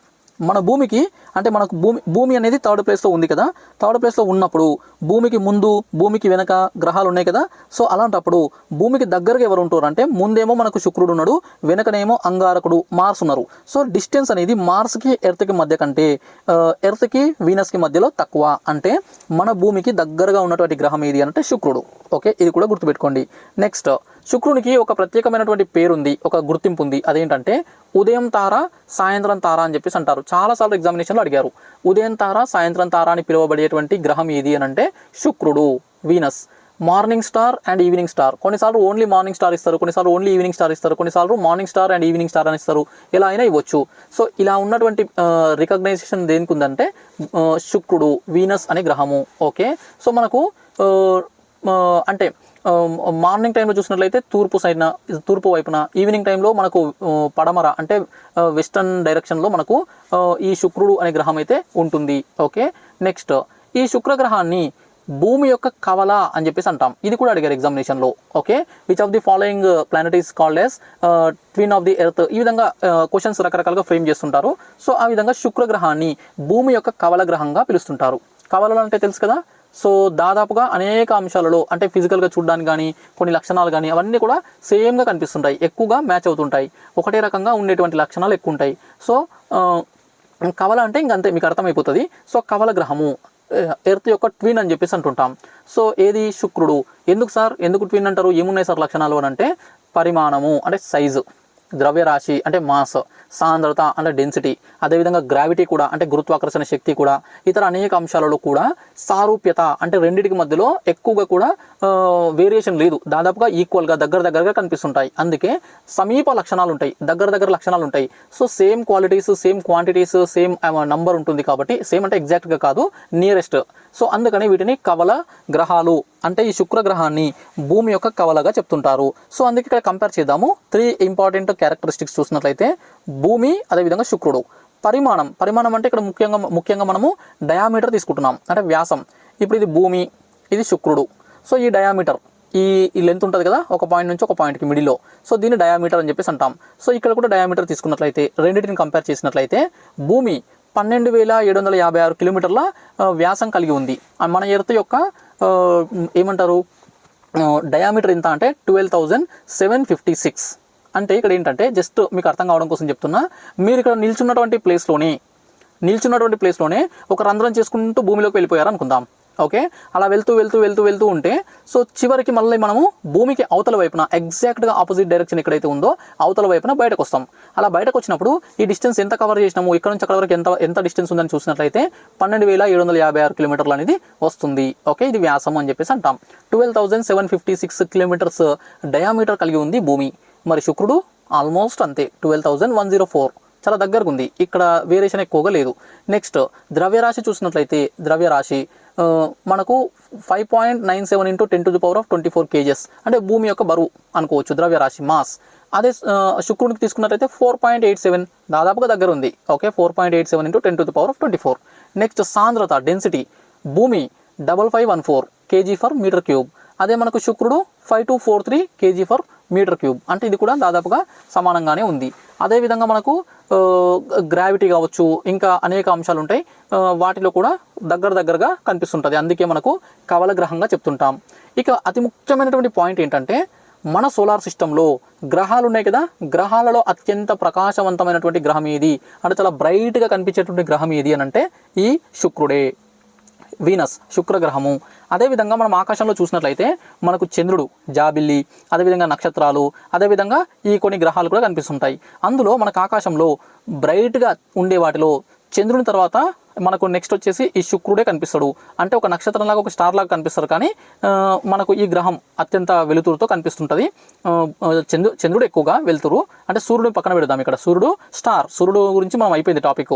ఇక్కడ గ్రహాలు, ఉపగ్రహాలు ఇవి మాట్లాడుతున్నాం. అంటే ఆకాశంలో చంద్రుని తర్వాత అత్యంత ప్రకాశవంతంగా కనిపిస్తుంది. గ్రహాల వరకు మాత్రమే తీసుకుంటే అత్యంత ప్రకాశవంతమైనటువంటి గ్రహం ఏది అని అంటే శుక్రుడు. Okay, so brightest planet in our solar system. అదేవిధంగా మనకు అత్యంత వేడిగా ఉండేటువంటి గ్రహం కూడా ఇది. ఎక్కువగా టెంపరేచర్ నమోదయ్యేది, అత్యంత వేడిగా ఉండేది సూర్యునికి దగ్గరగా ఉన్న బుధుడు కాదు, బుధుడు second place, mercury second place, first place వచ్చేసి శుక్రుడు, వీనస్. ఎంత యావరేజ్ టెంపరేచర్ తీసుకున్నట్లయితే 464 డిగ్రీ సెంటీగ్రేడ్, 464 డిగ్రీ సెంటీగ్రేడ్ ఉష్ణోగ్రత యావరేజ్గా ఉంటుంది. అందులో మళ్ళీ పగల టైంలో తీసుకుంటే చాలా ఎక్కువగా ఉంటుంది దీనిపైన. ఓకే, సో ఇది ఎందుకు సార్, ఎందుకు అంత వేడి ఎందుకు ఉంటుంది? బుధుడి కంటే కొంచెం దూరం ఉన్నప్పటికీ ఎందుకు అంత వేడి ఉంటుంది అంటే గ్రీన్ హౌస్ ఎఫెక్ట్ అంటే ముఖ్యంగా దీనిపైన, ఈ శుక్రుడు అనే గ్రహం పైన 95% వరకు కార్బన్ డైఆక్సైడ్ ఉంది. ఈ కార్బన్ డైఆక్సైడ్ వల్ల గ్రీన్ హౌస్ ఎఫెక్ట్ అనే ఒక ప్రభావం ఉంటుంది. సో ఆ గ్రీన్ హౌస్ ఎఫెక్ట్ అనేది ఏంటంటే దానిపైకి వచ్చేటువంటి సూర్యుడు నుంచి వచ్చేటువంటి ఆ హీట్ని అబ్జర్వ్ చేసుకుని తనలోనే ఉంచుకుంటుంది. దానివల్ల టెంపరేచర్ పెరిగిపోతుంది. సో దీనివల్లనే శుక్రుడు అత్యంత వేడి గ్రహంగా ఉండిపోయిండు. ఒకవేళ భూమిపైన మనం ఇప్పుడు oxygen, hydrogen, nitrogen, carbon dioxide ఇవన్నీ ఉన్నాయి కదా మన వాతావరణంలో. సో మన వాతావరణంలో కూడా కార్బన్ డైఆక్సైడ్ భారీగా పెరిగిపోయింది అనుకోండి, మన భూమి యొక్క యావరేజ్ టెంపరేచర్ పెరుగుతూ వచ్చి బ్రతకడానికి కూడా పనికి రాకుండా అయిపోతుంది. అదే మనం green house effect, global warming అవన్నీ మనం ఎన్విరాన్మెంట్లో, అక్కడ డిజాస్టర్ మేనేజ్మెంట్లో చదువుకుంటాం. ఓకే, సో మళ్ళీ టాపిక్లోకి వద్దాము. సో అయితే అత్యంత వేడిగా ఉన్నటువంటి గ్రహం ఏది అంటే శుక్రుడు, సెకండ్ బుధుడు. ఓకే, ఇది నెక్స్ట్ సూర్యుడి నుంచి డిస్టెన్స్ వచ్చేసి మనకు 108.2 × 10⁻6 కిలోమీటర్స్, ఇది డిస్టెన్స్. నెక్స్ట్ భ్రమణ కాలం, అంటే ఈ శుక్రగ్రహము తన చుట్టూ తాను తిరగడానికి, ఒక రొటేషన్ కంప్లీట్ చేయడానికి 5,832 గంటలు పడుతుంది. చాలా ఎక్కువగా. గ్రహాలన్నిటిలో అత్యధికంగా భ్రమణ వేగం కలిగినటువంటిది ఇదే, సెకండ్ బుధుడు. ఓకే, ఫస్ట్ శుక్రుడు. ఈ పాయింట్స్ కొంత కన్ఫ్యూజింగ్ అనిపిస్తాయి, కానీ మీరు మళ్ళీ అండర్స్టాండ్ చేసుకొని కంపేర్ చేసుకొని చదువుకుంటే గుర్తుండిపోతాయి. ఓకే, సో భ్రమణ కాలము అంటే తన చుట్టూ తాను తిరిగే కాలము వచ్చేసి 5832 గంటలు, అంటే 243 ఎర్త్ డేస్ అంటాం. మన భూమి పైన ఒక రోజు అనేది 24 గంటల్లో కంప్లీట్ అయితే ఇక్కడ 5832 గంటలు గడిస్తే కానీ ఒక రోజు కంప్లీట్ కాదు. అంటే మన దగ్గర 273 రోజులు గడిస్తే శుక్రుడి మీద ఒకటే రోజు గడుస్తుంది. మనం 243 పగళ్ళు 243 రాత్రులు ఇక్కడ చూస్తే శుక్రగ్రహం పైన మనము ఆ టైంలో ఒకే పగలు ఒకే రాత్రి చూస్తాము, ఒక రోజు అన్నట్లు అక్కడ. సో అంత టైం తీసుకుంటుంది, నిదానంగా తిరుగుతుంటుంది తన చుట్టూ తాను స్లోగా. ఓకే, ఇది గుర్తుపెట్టుకోండి. నెక్స్ట్ పరిభ్రమణము. సరే, తన చుట్టూ తాను మెల్లగా తిరుగుతుంది, బద్దగించేసింది, తిరగడానికి కూడా ఓపిక లేదు అనుకుందాం. మరి కనీసము సూర్యుని చుట్టూనే తిరుగుతుందా అని అంటే సూర్యుని చుట్టూ బాగానే తిరుగుతుంటుంది, ఫాస్ట్గానే. అందుకే సూర్యుని చుట్టూ 224.7 డేస్ పడుతుంది. 224.7 లేదంటే 225 డేస్, డైరెక్ట్గా మనం 225 డేస్ అని కూడా అనుకోవచ్చు. 225 రోజులు పడుతుంది. మరి మన భూమికి 365 రోజులు పడుతుంది, 365 డేస్. దాన్నే మనం 1 ఇయర్ అని ఇక్కడ అంటాము. సో అక్కడ మాత్రం సంవత్సర కాలం తొందరగా అవుతుంది, 224 డేస్ మాత్రమే, 224.7 అంటే 225 డేస్ మాత్రమే పడుతుంది. ఓకే, సో అందుకే ఇక్కడ మనం ఎలా అండర్స్టాండ్ చేసుకోవచ్చు అంటే శుక్రగ్రహం పైన పరిభ్రమణ సమయం కంటే భ్రమణ సమయమే ఎక్కువగా ఉంటుంది. ఓకే, సో ఇలాంటి లక్షణం కలిగినటువంటి ఒకే ఒక గ్రహం ఏది అని అంటే శుక్రుడు. అంటే సో ఇక్కడ rotation speed is more than revolution speed, orbit speed అని చెప్పేసి అనుకోవచ్చు. అంటే ఈ శుక్రుడు తన చుట్టూ తాను ఒక రౌండ్ చేయడానికి పట్టే కాలం అనేది మొత్తం సూర్యుని చుట్టూ పట్టే కాలం కంటే కాస్త ఎక్కువగానే ఉంటుంది. అంటే శుక్రుడి యొక్క సంవత్సర కాలం కన్నా శుక్రుడి యొక్క రోజు కాలమే ఎక్కువ. అంటే శుక్రుడి మీద 1 డే కంప్లీట్ అయ్యే కంటే ముందే 1 ఇయర్ కంప్లీట్ అయిపోతుంది. ఎందుకు అనంటే 1 డే అంటే ఒకసారి ఒక రౌండ్ తన చుట్టూ తాను తిరిగే లోపలనే సూర్యుని చుట్టూ తిరిగి వచ్చేసి ఉంటుంది. అందుకే సూర్యుని పైన ఒక సంవత్సర కాలం కన్నా ఒక రోజు కాలమే ఎక్కువగా ఉంటుంది. ఓకే, అర్థమవుతుందా? సో అర్థమైతేనే ఈజీ అనిపిస్తుంది. మళ్ళీ లేదనుకోండి జాగ్రఫీ ఏంటోనైనా ఇది ఇట్లా ఉంది అనిపిస్తుంది. సో కొంత కేర్ఫుల్గా వినండి. ఏదైనా డౌట్ వస్తే అర్థం కాలేదు అని అంటే ఈ పాయింట్ దగ్గర అర్థం కాలేదు సార్ అని చెప్పేసి మీరు కామెంట్లో పెట్టండి. ఓకే, నెక్స్ట్ క్లాస్లో క్లారిఫై చేస్తాను. నెక్స్ట్ పాయింట్ చూసినట్లయితే ఈ గ్రహం పైన అంటే శుక్రుడు గ్రహం పైన 95% కార్బన్ డైఆక్సైడ్ ఉంది. ఈ పాయింట్ చెప్పిన ఆల్రెడీ. అందువల్లనే గ్రీన్ హౌస్ ప్రభావం ఎక్కువగా ఉంటుంది. అందుకే సౌర కుటుంబంలో అత్యంత వేడి గ్రహంగా ఉండిపోయింది. ఓకే, 464 డిగ్రీ సెంటిగ్రేడ్ అనేది యావరేజ్ టెంపరేచర్గా ఉంది ఈ శుక్రుడు అనే గ్రహం పైన. ఇక ఉపగ్రహాలు ఉన్నాయా అని అంటే నో, శుక్రగ్రహానికి కూడా ఉపగ్రహాలు లేవు. ఓకే, ఇక గ్రావిటీ విషయానికి వస్తే 8.9 meter per second square, 8.9 meter per second square అనే గ్రావిటీ అయితే, గురుత్వాకర్షణ శక్తి అయితే మనకి ఇక్కడ కనిపిస్తుంది. ఎర్త్ భూమికి వచ్చేసి 9.8 ఉంటుంది. ఈ విషయంలో కూడా దాదాపుగా దగ్గరగా ఉన్నాయి. అందుకే శుక్రగ్రహాన్ని భూమి యొక్క కవల అని చెప్పేసి అంటాం. సార్ మరి మన కవలను చూడొద్దా, ఎట్లా ఉంటుంది సార్ మన కవల గ్రహము, చూపియండి సార్ అని చెప్పేసి మీరు అడగొచ్చు. సో చూపిస్తాను. మన శుక్రుడు యొక్క గ్రహం యొక్క రూపం ఎట్లా ఉందో చూద్దాం. ఓకే, చూడండి, ప్రకాశవంతంగా వెలిగిపోతూ ఉన్నటువంటి ఈ గ్రహమే శుక్రగ్రహము. ఓకే, చాలా బ్రైట్గా ఉంటుంది, ప్రకాశవంతమైనటువంటి గ్రహం ఇదే. అదేవిధంగా అత్యంత వేగంగా ఉండేటువంటి గ్రహం ఇదే.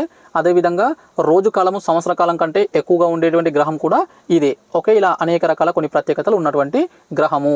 ముఖ్యంగా మన భూమి యొక్క కవల, ట్విన్ అని చెప్పేసి పిలిచేటువంటి గ్రహం శుక్రుడు. నెక్స్ట్ భూమి, earth, very very very very important planet in our solar system. ఈ యూనివర్స్లోనే మనకిప్పటికీ తెలిసినటువంటి సమాచారం ప్రకారము ఏ గ్రహం పైన కూడా మనకు జీవం లేదు. అలా జీవము అంటే ప్రాణము ఉన్నటువంటి జీవం ఉన్నటువంటి ఏకైక గ్రహం ఏదయ్యా అంటే మన భూమి. అంత విశిష్టత ఉన్నటువంటి ఈ భూమి గురించి మనం ఇంపార్టెంట్ పాయింట్స్ తెలుసుకుందాము. ఎర్త్, భూమి. సో దీన్ని మనం బ్లూ ప్లానెట్ అని చెప్పేసి అంటాం, నీలి గ్రహం అని చెప్పేసి అంటాం. బ్లూ ప్లానెట్, నీలి గ్రహం ఏది అని అంటే భూమి. నీరు కలిగి ఉన్నటువంటి ఏకైక గ్రహం కూడా ఇదే. వాటర్, మనం ఏ గ్రహం పైనకి వెళ్ళినా వాటర్ లేదు. సో మనం అనేక ప్రయోగాలు చేస్తూ అంగారకుడి పైన అంటే మనకి ఇక్కడ మార్స్ పైన ఒకప్పుడు వాటర్ ఉండే, అక్కడ ఐస్ ఉంది, అది ఉంది, ఇది ఉందని ప్రయోగాలు చేస్తున్నాం. వాటిపైన కొన్ని పాజిటివ్ రిజల్ట్స్ అవన్నీ కూడా వస్తున్నాయి. కానీ ప్యూర్గా అంటే మంచి లిక్విడ్ రూపంలో 3 రూపాలలో అంటే మంచు రూపంలో, అదేవిధంగా లిక్విడ్ ద్రవ రూపంలో, అదేవిధంగా గ్యాస్ అంటే వాటర్ వేపర్ అంటే నీటి ఆవిరి రూపంలో, ఇలా 3 స్టేట్స్ అంటే నీటి యొక్క 3 స్థితులు ఉంటాయి కదా, అలా నీరు లభించేటువంటి ఏకైక గ్రహం, సింపుల్గా చెప్పాలంటే నీరు ఉన్నటువంటి ఏకైక గ్రహం ఏది అని అంటే మన భూమి. ఓకే, నెక్స్ట్ సూర్యుడి నుంచి దూరంలో అయితే మన భూమి 3rd ప్లేస్లో ఉంటుంది. బుధుడు, శుక్రుడు, ఆ తర్వాత భూమి వస్తుంది. పరిమాణం విషయంలో, సైజు విషయంలో అంటే పెద్ద నుంచి చూస్తాం కాబట్టి 5th ప్లేస్లో ఉంటుంది. నెక్స్ట్ జీవం కలిగి ఉన్నటువంటి ఏకైక గ్రహం ఏది అని అంటే ఇదే సౌర కుటుంబంలో. ఎందుకు పేర్కొన్నానంటే సౌర కుటుంబంలోని బ్రాకెట్ రాశానంటే సోలార్ సిస్టమ్ గురించి, దాని చుట్టూ ఉన్నటువంటి గ్రహాలు, ఉపగ్రహాలు, వాటన్నిటిపైన మనకు బాగా అంటే మన శాస్త్రవేత్తలు చాలా డెప్త్గా తెలుసుకోగలిగారు. కానీ ఇదంతా కూడా పాలపొంత మిల్కీవే అనే గెలాక్సీలో ఉన్నటువంటి ఒక నక్షత్రం. అట్లాంటివి కోట్ల నక్షత్రాలు మిల్కీవేలో ఉన్నాయి. అలాగనే దాని సమీపంలో ఉన్నటువంటి ఆండ్రోమెడా అనే గెలాక్సీ కావచ్చు, ఇంకా వేరే గెలాక్సీలు కావచ్చు, వాటిలో కోట్ల నక్షత్రాలు ఉన్నాయి. అదేవిధంగా అట్లా కోట్ల గెలాక్సీస్ ఉన్నాయి. సో ఎక్కడ ఇంకా ఏముందో మనకు తెలియదు పూర్తి స్థాయిలో. సో మనకు తెలిసిన ఇన్ఫర్మేషన్ ప్రకారము, సమాచారం ప్రకారము మొత్తం విశ్వంలో అనుకోవచ్చు, ఇంకా కరెక్ట్గా చెప్పాలంటే మన సౌర కుటుంబంలో అనుకోవచ్చు.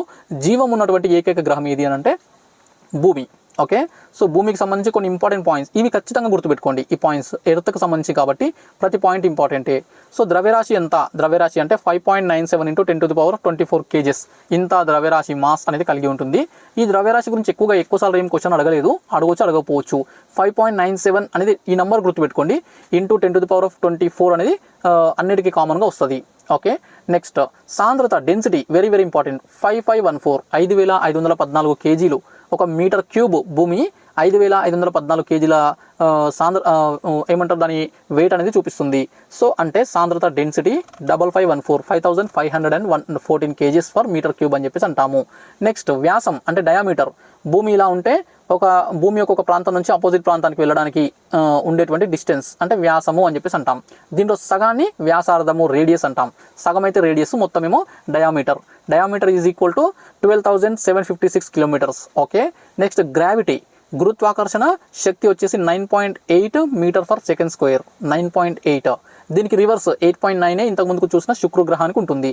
నెక్స్ట్ పలాయన వేగం వెరీ వెరీ ఇంపార్టెంట్. ఇది కూడా పలాయన వేగం అంటే ఏంటంటే ఇప్పుడు భూమి యొక్క గురుత్వాకర్షణ శక్తిని తప్పించుకొని ఏదైనా ఒక వస్తువు అంతరిక్షంలోకి బయటకు వెళ్ళాలి అని అంటే ఒక మినిమం స్పీడ్ అనేది ఉండాలి. అంత స్పీడ్తో అది ప్రయాణిస్తేనే భూమి యొక్క గురుత్వాకర్షణ శక్తి నుంచి బయటకు వెళ్ళిపోతుంది.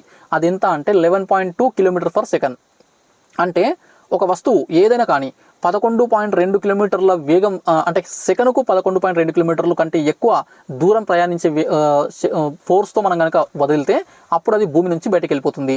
అందుకే మనం ఉపగ్రహాలు అంటే రాకెట్స్ ద్వారా మనము శాటిలైట్స్ ప్రయోగిస్తాం కదా, అప్పుడు ఈ పలాయన వేగంని దాటి ప్రయోగిస్తాం కాబట్టి అవి అంతరిక్షంలోకి వెళ్తాయి. అంతరిక్షంలోకి వెళ్ళి మనం ఎక్కడ టార్గెట్ చేస్తామో అక్కడికి వెళ్ళి తిరుగుతుంటాయి. So 11.2 km/s. ఇప్పుడు మనం పైకి విసురున్న రాయి వచ్చేసి మళ్ళీ కింద పడుతుంది కదా, స్ట్రేట్గా విసిరితే వచ్చి మన నెత్తిని పడుతుంది కదా. సో మరి అది ఎందుకు మరి బయటకు వెళ్ళొచ్చు కదా అంటే మన శక్తి ఎంత ఉండాలి?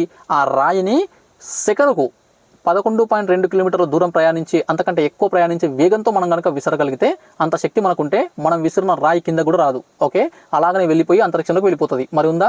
అంత స్పీడ్ ఉందా మనకనంటే అంత శక్తి అయితే మనకు కాదు కదా. సో ఏ జీవరాశి కూడా లేదు భూమిపైన. మనం జనరల్గా ఉపగ్రహాలను ప్రవేశపెట్టేటప్పుడు రాకెట్స్ ద్వారా ఆ స్పీడ్తో ఆ శాటిలైట్స్ని బయటకైతే అంత వేగంతో పంపిస్తుంటాం. సో సింపుల్గా పలాయన వేగం ఎంత? ఓకే, ఎస్కేపింగ్ వెలాసిటీ అని చెప్పేసి అంటుంటాము. అది వచ్చేసి 11.2 km/s. నెక్స్ట్ ఇక మన భూమికి ఉన్నటువంటి ప్రత్యేకతలు చూసినట్లయితే అత్యధిక సాంద్రత కలిగినటువంటి గ్రహం. డెన్సిటీ మిగతా ఏ గ్రహాన్ని తీసుకున్నా కూడా 5,514 kg/m³ అనే డెన్సిటీ అయితే లేదు. మిగతా వాటికి కొంత తక్కువ ఉంటుంది. సో అత్యధిక డెన్సిటీ కలిగినటువంటి గ్రహం ఏది అంటే భూమి. వర్షం సంభవించేటువంటి ఏకైక గ్రహం కూడా భూమి. ఇక జీవము, వర్షము ఈ కాన్సెప్ట్స్ అన్నీ తీసుకుంటే అవన్నీ కూడా భూమి మీదనే ఉన్నాయి. సో ఇదంతా. నెక్స్ట్ 4 ఆవరణములు. ఓకే, సో 4 ఆవరణములు అంటే శిలావరణం, జలావరణం, వాతావరణం, జలావరణం, జీవావరణం. ఈ 4 స్పియర్స్ కలిగి ఉన్నటువంటి ఏకైక గ్రహం కూడా భూమిని. శిలావరణం, వాతావరణం ఉంటాయి, ఇతర గ్రహాలు కూడా ఉంటాయి. కానీ శిలావరణం, వాతావరణంతో పాటు జలావరణం, హైడ్రోస్పియర్, జీవావరణం, బయోస్పియర్ ఇవన్నీ కలిగినటువంటి గ్రహము. అంటే భూమిపైన శిలలు, ముఖ్యంగా భూమి ఉపరితలము అంటే సర్ఫేస్ ఆఫ్ ది ఎర్త్ ఉంది కదా, ఇదంతా కూడా దీనిపైన ఉన్న కొండలు ఇవన్నీ కూడా శిలావరణం కిందకి వస్తాయి. వాతావరణం అంటే గాలి, అంటే మన చుట్టూ ఉన్నటువంటి అట్మాస్ఫియరు, అందులో వాయువులు అవన్నీ కూడా. జలావరణం అంటే సముద్రాలు, నీరు ఇవన్నీ కూడా. జీవావరణం అంటే భూమిపైన ఉన్నటువంటి మొక్కలు, జంతువులు, ఇతర జీవులు ఇవన్నీ. సో ఇలా అన్ని కలిగినటువంటి గ్రహం కూడా భూమినే. ఓకే, మరి ఎంత దూరంలో ఉంది సూర్యుడి నుంచి? ఇది కూడా ఇంపార్టెంట్ పాయింట్. డిస్టెన్స్ వచ్చేసి 149.6 149.6 × 10⁻6 కిలోమీటర్స్. సింపుల్గా చెప్పాలంటే 149.6 మిలియన్ కిలోమీటర్స్. 10⁻6 కిలోమీటర్స్ అంటే ఏంటో అనుకునేరు. 10⁻6 kilometres is equal to 1 million, 1 million kilometres. 149.6 million కిలోమీటర్ల డిస్టెన్స్ ఉంది. ఇంకా సింపుల్ వేలో చెప్పాలనుకుంటే 14.96 కోట్ల కిలోమీటర్లు. ఇంకా డైరెక్ట్గా మనం ఒక రౌండ్ ఫిగర్ తీసుకుంటే ఒక నియరెస్ట్ నెంబర్ తీసుకుంటే 15 కోట్ల కిలోమీటర్ల దూరంలో భూమి ఉంది సూర్యునికి. లేదంటే సూర్యుడే మనకు 15 కోట్ల కిలోమీటర్ల దూరంలో ఉండు అని చెప్పొచ్చు. ఇంకా ఎగ్జాక్ట్గా చెప్పాలంటే 14.96 అని చెప్పేసి తీసుకుంటాము. ఇది నెక్స్ట్ ఇక సూర్యుని కాంతి భూమిని చేరడానికి పట్టే కాలం ఎంత, చాలాసార్లు ఎగ్జామ్లో అడిగారు. ఓకే, సో కాంతి సన్లైట్ అక్కడ ఒక కాంతి కణము అక్కడ నుంచి రిలీజ్ అయ్యింది అని అంటే అది వెంటనే భూమి పైన పడదు. అక్కడ నుంచి జర్నీ చేసుకుంటూ వస్తుంది చాలా వేగంతో, కాంతి చాలా ఎక్కువ వేగంతో వస్తుంది. సో అలా వచ్చి భూమి పైన మనకు పడాలి అని అంటే 8 నిమిషాల 20 సెకండ్ల టైం పడుతుంది. ఇది కూడా ఇంపార్టెంట్ బిట్, ప్రతిదీ కూడా ఇక్కడ ఇంపార్టెంట్ బిట్టే చూడండి. సో భూమి పైన సూర్యుని కాంతి చేరడానికి పట్టే కాలం 8 నిమిషాల 20 సెకండ్లు. ఓకే, ఇక భ్రమణ కాలం ప్రతిదీ ఇంపార్టెంట్. ఇక్కడ భ్రమణ కాలం అంటే భూమి గిర్రున తిరుగుతుంది కదా ఒక బొంగరం లాగా చుట్టూ, అలా తిరిగేటప్పుడు ఒక రౌండ్ కంప్లీట్ చేసుకోవడం కోసం, ఒక రొటేషన్ని కంప్లీట్ చేసుకోవడం కోసం అంటే భ్రమణ కాలం వచ్చేసి 23 గంటల 56 నిమిషాల 4 సెకండ్లు. ఎగ్జాక్ట్గా చూసినట్లయితే ఇది 23 గంటల 56 నిమిషాల 4 సెకండ్లు. కానీ మనం నియరెస్ట్ తీసుకుంటాం కాబట్టి 24 గంటలు అని చెప్పేసి అంటాం, 24 అవర్స్. ఒక రోజులో ఎంత కాలం అని అంటే రోజు మీన్స్ మొత్తం పగలు రాత్రి కలిపితే 24 గంటలు, పగలు 12 రాత్రి 12 ఈ విధంగా చెప్తుంటాం. సో అయితే ఎగ్జాక్ట్గా 23 hours 56 minutes 4 seconds అని గుర్తుపెట్టుకోండి. సో దీన్ని ఎర్త్ డే అని చెప్పేసి అంటాం. ఎర్త్ డే పగలు ప్లస్ రాత్రి కలిపి ఇంత ఉంటుంది. సో 24 hours సింపుల్గా చెప్పొచ్చు. నెక్స్ట్ పరిభ్రమణ కాలం అంటే భూమి సూర్యుని చుట్టూ ఒక రౌండ్ వేసి రావడానికి కోసం, సూర్యుడు మిడిల్లో ఉంటే ఇలా తన ఆర్బిట్లో ఒక రౌండ్ కంప్లీట్ చేసి రావడానికి పట్టే కాలం వచ్చేసి 365.25 days, 365.25 రోజులు. అంటే 365 days 5 hours 46 minutes, 365 రోజుల 5 గంటల 46 నిమిషాల టైం పడుతుంది. అయితే మనం ఏం చేస్తామంటే దీని ఒక సంవత్సర కాలం అంటాం, 1 year.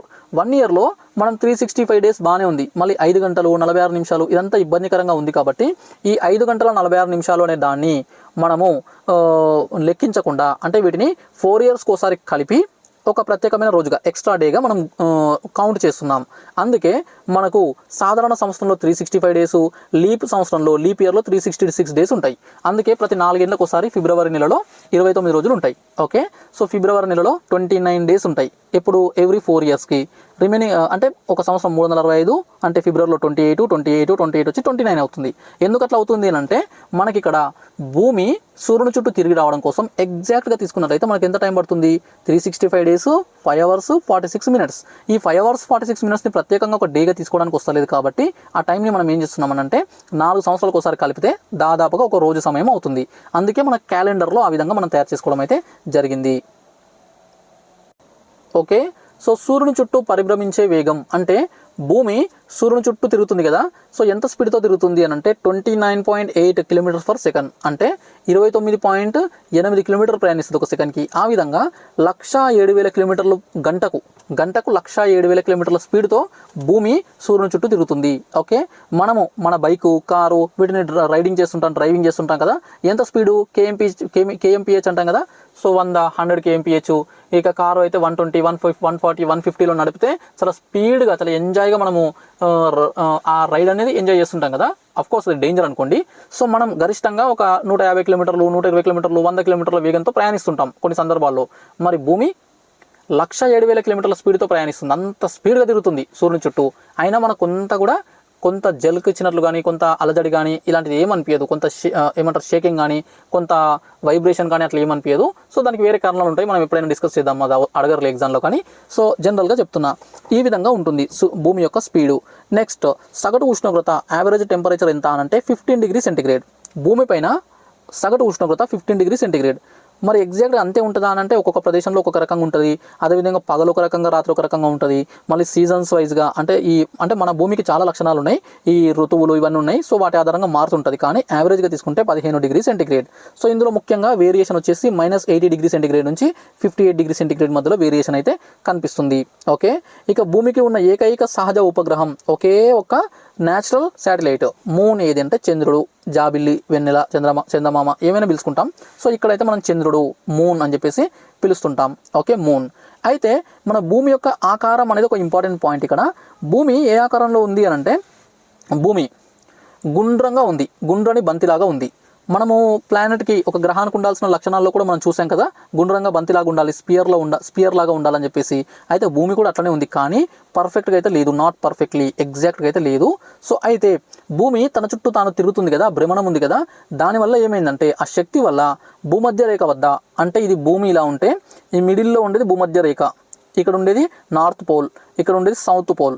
అయితే ఈ భూమధ్య రేఖ వద్ద ఏమైందంటే కొంత ఉబ్బెత్తుగా మారింది. అంటే ఇలా కొంచెం ఉబ్బింది, ఇలా కొంచెం. ఇది చాలా అంటే నేను చాలా లెంతీగా ఎక్కువగా దీర్ఘవృత్తం తీసుకున్నా, అలా కాకుండా కొంత ఎక్కువగా ఇట్లా వచ్చిన తర్వాత ఉబ్బెత్తుగా మారింది. అదేవిధంగా ధృవాల వద్ద ఇక్కడ ఈ రెండు ప్రదేశాల్లో స్వల్పంగా అంటే కొంచెం తక్కువ అమౌంట్లో, తక్కువ పరిమాణంలో బల్లపరుపుగా ఫ్లాట్గా మారింది. అంటే మనకు ఈ భూమి అనేది ఇలా రౌండ్గా గుండ్రంగా ఎగ్జాక్ట్గా ఉండాల్సింది కాస్త పైన అంటే నార్త్ పోలు, కింద సౌత్ పోల్ వద్ద ఇలా బల్లపరుపుగా ఫ్లాట్గా కొంత మారింది. తర్వాత ఈ మిడిల్లో ఇక్కడ భూమధ్య రేఖ వద్ద ఇలా కొంచెం ఉబ్బినట్లయి ఈ విధమైనటువంటి రూపం వచ్చింది. ఓకే, ఈ విధమైనటువంటి రూపం. అందుకే ఎగ్జాక్ట్గా పర్ఫెక్ట్గా లేదు, ఈ విధంగా కనిపిస్తుంటుంది భూమి. ఓకే, సో ఈ విధంగా అంటే భూమి అనేది ఇలా ఉండడాన్ని మనం ఏమంటామంటే బల్లపరుపు గోళం అని చెప్పేసి అంటాం, ఫ్లాటర్న్ స్పియర్ అని చెప్పేసి అంటాం. దీన్నే జియాయిడ్ అని చెప్పేసి అంటాం. గుర్తుపెట్టుకోండి, జియాయిడ్ అంటే ఏంటంటే మీకు ఎప్పుడు వినబడ్డా జియాయిడ్ అనే పదానికి అర్థము భూమి లాంటి ఆకారంలో ఉన్నటువంటి వస్తువు. అది ఏదైనా కావచ్చు, బంతి కావచ్చు, ఇంకేదైనా కావచ్చు. మన భూమి మన ఎర్త్ లాంటి షేప్లో ఉంది అంటే దాన్ని మనము జియాయిడ్ అని చెప్పేసి అంటాం. ఇక్కడ చూడండి కంపారిజను. ఫస్ట్ వన్ వచ్చేసి కంప్లీట్గా పర్ఫెక్ట్గా ఉన్నటువంటి స్పియర్, గోళం. ఇది బంతి, బాల్, పర్ఫెక్ట్ స్పియర్. ఇక్కడ ఎర్త్ విషయానికి వస్తే ఇక్కడ నార్త్ సౌత్ పోల్స్ అనేవి కొంత ఫ్లాట్గా ఉండి ఈ మిడిల్లో కొంచెం ఉబ్బినట్లు ఉన్నటువంటి గోళము. దీన్నే మనము జియాయిడ్ అని చెప్పేసి అంటుంటాం, జియాయిడ్. ఓకే, ఇక్కడ చూడండి ఇది పర్ఫెక్ట్గా ఫిగర్. ఇక్కడ కనిపిస్తున్నటువంటి ఈ ఇమేజ్లో ఇది మన భూమి ఎగ్జాక్ట్గా ఉన్నటువంటి పరిస్థితి. అంటే మనకు చూడడానికి కంప్లీట్గా మంచి బాల్ లాగా కనిపిస్తున్నప్పటికీ కంప్లీట్గా కాదు, షేప్ అవుట్ అయిందంటాం కదా మనం వాలీబాల్ ఆడేటప్పుడు, బాల్ షేప్ అవుట్ అయిందని చెప్పేసి అలా షేప్ అవుట్ అయినటువంటి ఆకారంలో ఉంటుంది మన భూమి. ఓకే, సో ఇక్కడ నార్త్ పోల్ అని ఇచ్చారు చూడండి, ఇది నార్త్ పోల్, ఇక్కడ సౌత్ పోల్. ఇక్కడ కొంత ఫ్లాట్గా ఉంది ఇలా. ఓకే, సో ఇక్కడ కూడా కొంత ఫ్లాట్గా ఇట్లా ఉంటుంది. అదేవిధంగా ఈక్వేటర్ అంటే భూమధ్య రేఖ వద్ద ఇక్కడ కొంచెం ఉబ్బినట్లు కనిపిస్తుంది. ఈ విధంగా ఉంటుంది. దీన్ని మనము జియాయిడ్ అని చెప్పేసి అంటుంటాం. ఓకే, నెక్స్ట్ ఒక చిన్న టర్మినాలజీ, ఒక పదం ఉంది, ఇది చూద్దాం. దీనికి అర్థము గోల్డిలాక్స్ జోన్ అని చెప్పేసి అంటాం. గోల్డిలాక్స్ జోన్.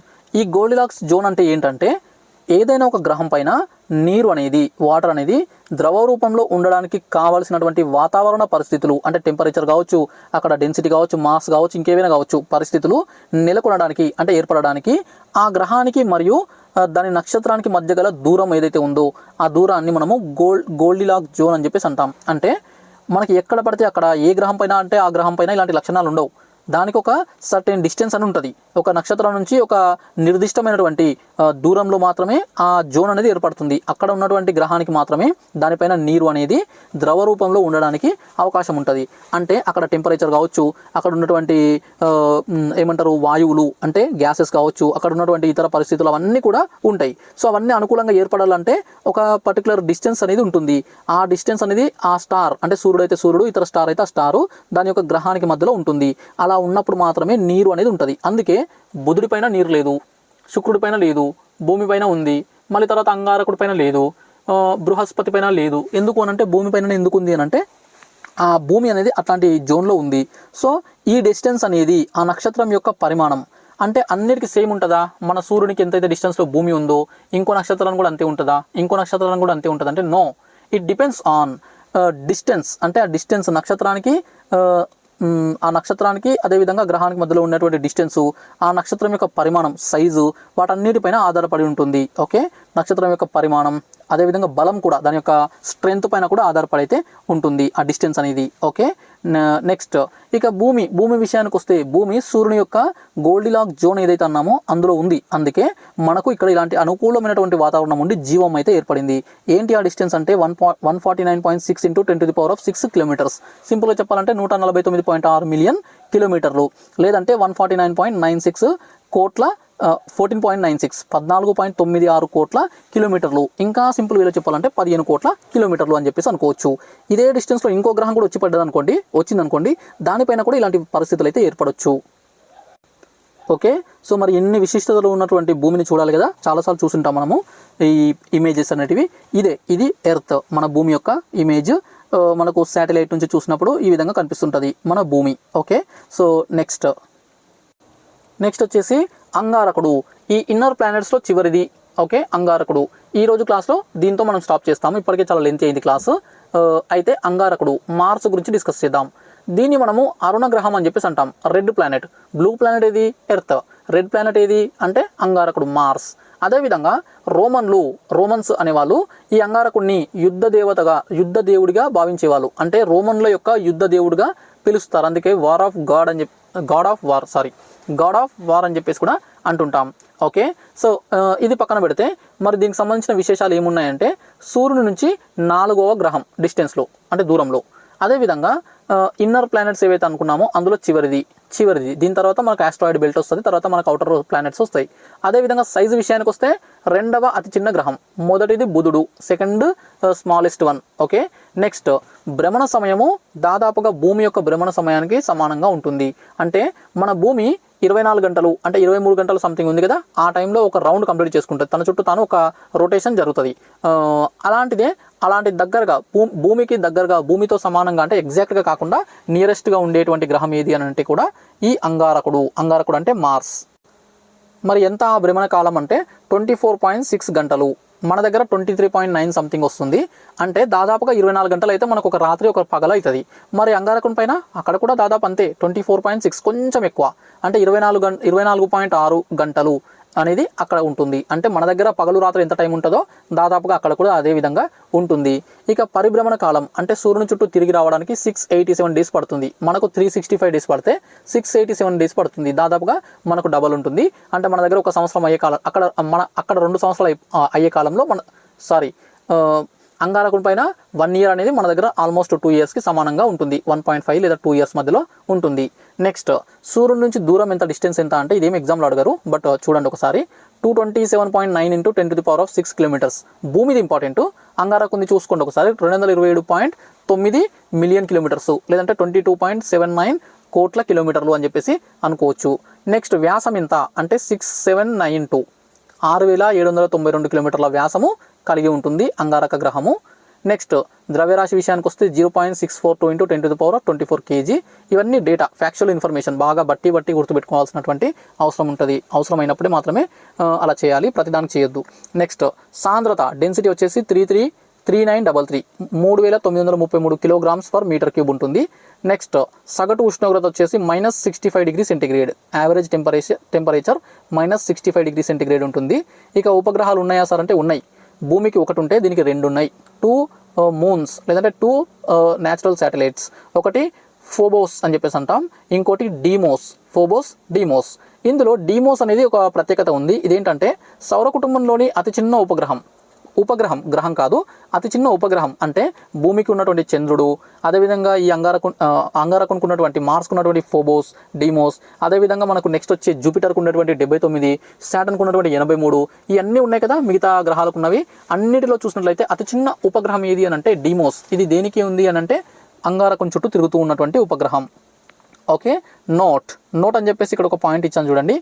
ఈ గ్రహం అంటే ఏ గ్రహము?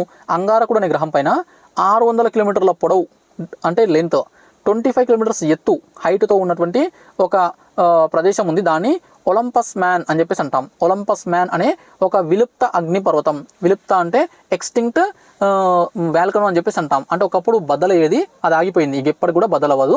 అలాంటి విలుప్త అగ్నిపర్వతం ఒకటైతే ఉంది, ఒలంపస్ మ్యాన్. ఇది ఎక్కడుంది అంటే అంగారకుని పైన ఉంది. ఇది ఏంటిది అని అంటే ఒక ఎక్స్టింక్ట్ వాల్కనో, విలుప్త అగ్నిపర్వతం. ఇది 600 కిలోమీటర్ల పొడవు ఉండి 25 కిలోమీటర్ల ఎత్తు ఉంది. ఎందుకు దీని గురించి మాట్లాడుతున్నామనంటే మొత్తం సౌర కుటుంబంలోని అన్ని గ్రహాలతో తీసుకుంటే అత్యంత ఎత్తైనటువంటి అగ్నిపర్వతం. ఓకే, మన భూమిపైన చాలా ఉన్నాయి. మన భూమిపైన ఉన్నటువంటి అగ్నిపర్వతాలలో అత్యంత ఎత్తైనటువంటి అగ్నిపర్వతం ఏది అనేది మీరు ఏం చేస్తారంటే క్లాస్ వింటున్నారా లేదా చెక్ చేయాలి నేను. సో మీరు కామెంట్ రూపంలో తెలియజేయండి. ఓకే, అక్కడ అత్యంత ఎత్తైనటువంటి వాల్కనో అంటే అగ్నిపర్వతం భూమిపైన ఏదో నెట్లో సెర్చ్ చేస్తే వస్తుంది, ఏది దాని యొక్క హైట్ ఎంత అనేది పెట్టండి. సో ఇది వచ్చేసి 25 కిలోమీటర్స్ ఉంటుంది. ఓకే, ఇది మొత్తం సౌర కుటుంబంలోనే అత్యంత ఎత్తైనటువంటి అగ్నిపర్వతంగా గుర్తింపు ఉంది. ఏంటది? ఒలంపస్ మ్యాన్, అంగారక గ్రహం పైన ఉంటుంది. ఓకే, ఇక అంగారకుడు అనగానే మనకు గుర్తొచ్చేది ఏంటంటే మనిషి వెతుకుతున్నాడు కదా, ఈ భూమి సరిపోవట్లేదు కదా, ఇంకో గ్రహం పైన పోవాల్సి వస్తుంది, ఇంకేమైనా ప్రమాదాలు వస్తే పోవాల్సి వస్తుంది. సో మనం వెతుక్కోవాలి, మనం ప్రయోగాలు చేసి రీసెర్చ్ చేసి వెతికి రెడీగా పెట్టుకోవాలి. సో అలా మానవుని నివాసాలు ఏర్పాటు చేసుకోవడానికి కొంత అనుకూలత, కొంత అవకాశం ఉన్నటువంటి, అంటే మిగతా వాటితో పోలిస్తే బెటర్ అవకాశం ఉన్నటువంటి గ్రహం ఏది అంటే అంగారకుడే. మన ఫస్ట్ డెస్టినేషన్ అంటే మనం వెళ్ళాలనుకుంటే ముందు వెళ్ళడానికి అవకాశం ఉన్నది గ్రహం ఏది అంటే అంగారక గ్రహమే. ఓకే, సో అందుకే దీనిపైన అనేక రకాల ప్రయోగాలు రకరకాల దేశాలు చేస్తున్నాయి, అమెరికా, చైనా, రష్యా ఇవన్నీ కూడా. సో మనం కూడా అంగారకుని పైన ప్రయోగం చేయడం కోసం గాను ఒక మిషన్ చేసాం సక్సెస్ఫుల్గా. దాని పేరే మార్స్ ఆర్బిటర్ మిషన్, MOM అని చెప్పేసి అంటాం, మార్స్ ఆర్బిటర్ మిషన్.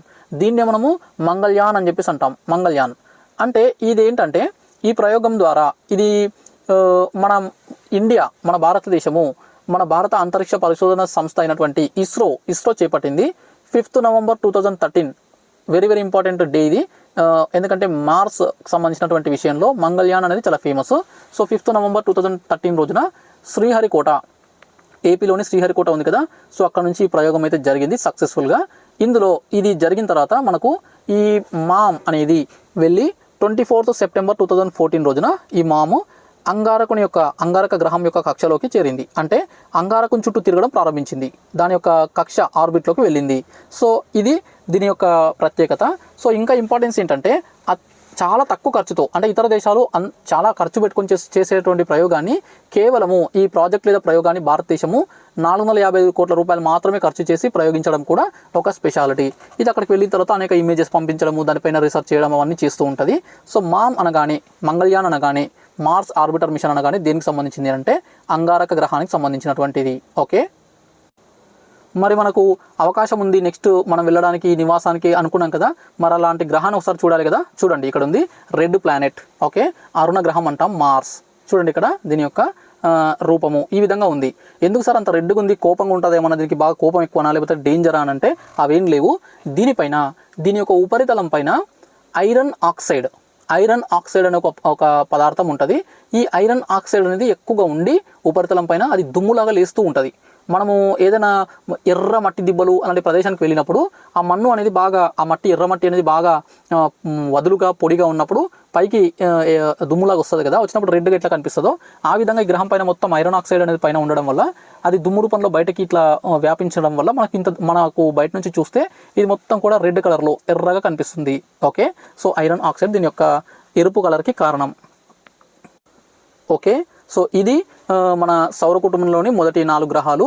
సో ఇక్కడ ఇంకోసారి చూడండి మీరు, సూర్యుడు, తర్వాత బుధ గ్రహము, తర్వాత శుక్రుడు, తర్వాత భూమి బ్లూ ప్లానెట్, తర్వాత అంగారకుడు రెడ్ ప్లానెట్. ఈ 4 వరకు ఇక్కడ వరకు నేర్చుకున్నాం. తర్వాత మనకు ఆస్ట్రాయిడ్ బెల్ట్ వస్తుంది, అంటే గ్రహశకల మేకల వస్తుంది. తర్వాత ఇక్కడ మనకు బృహస్పతి పెద్ద గ్రహం వస్తుంది. తర్వాత శని గ్రహం వస్తుంది. తర్వాత యురేనస్, తర్వాత నెప్ట్యూన్. ఓకే, ఈ 4 గురించి నెక్స్ట్ క్లాస్లో నేర్చుకుంటాము. అందులో కూడా వీటికి సంబంధించిన ప్రతి పాయింట్ని కూడా కవర్ చేస్తాను. ఓకే, క్లాస్ అర్థమైంది అనుకుంటాను. చాలా లెంతీ క్లాసు. నేను ఇంత టైం, గంటకు పైగా నేను ఓపికతో చెప్పినప్పుడు మీరు వినడం అనేది మీ బాధ్యత, మీరు నేర్చుకోవడం అనేది మీ అవసరము. సో అందరూ క్లాస్ విన్నారు కాబట్టి నచ్చితే కనుక ఖచ్చితంగా లైక్ చేయండి, షేర్ చేయండి, ఛానల్ని కూడా సబ్స్క్రైబ్ చేసుకోండి. చూస్తూనే ఉండండి బౌన్స్ బ్యాక్ ఛానల్. నెక్స్ట్ క్లాస్లో కలుద్దాం. Thank you so much.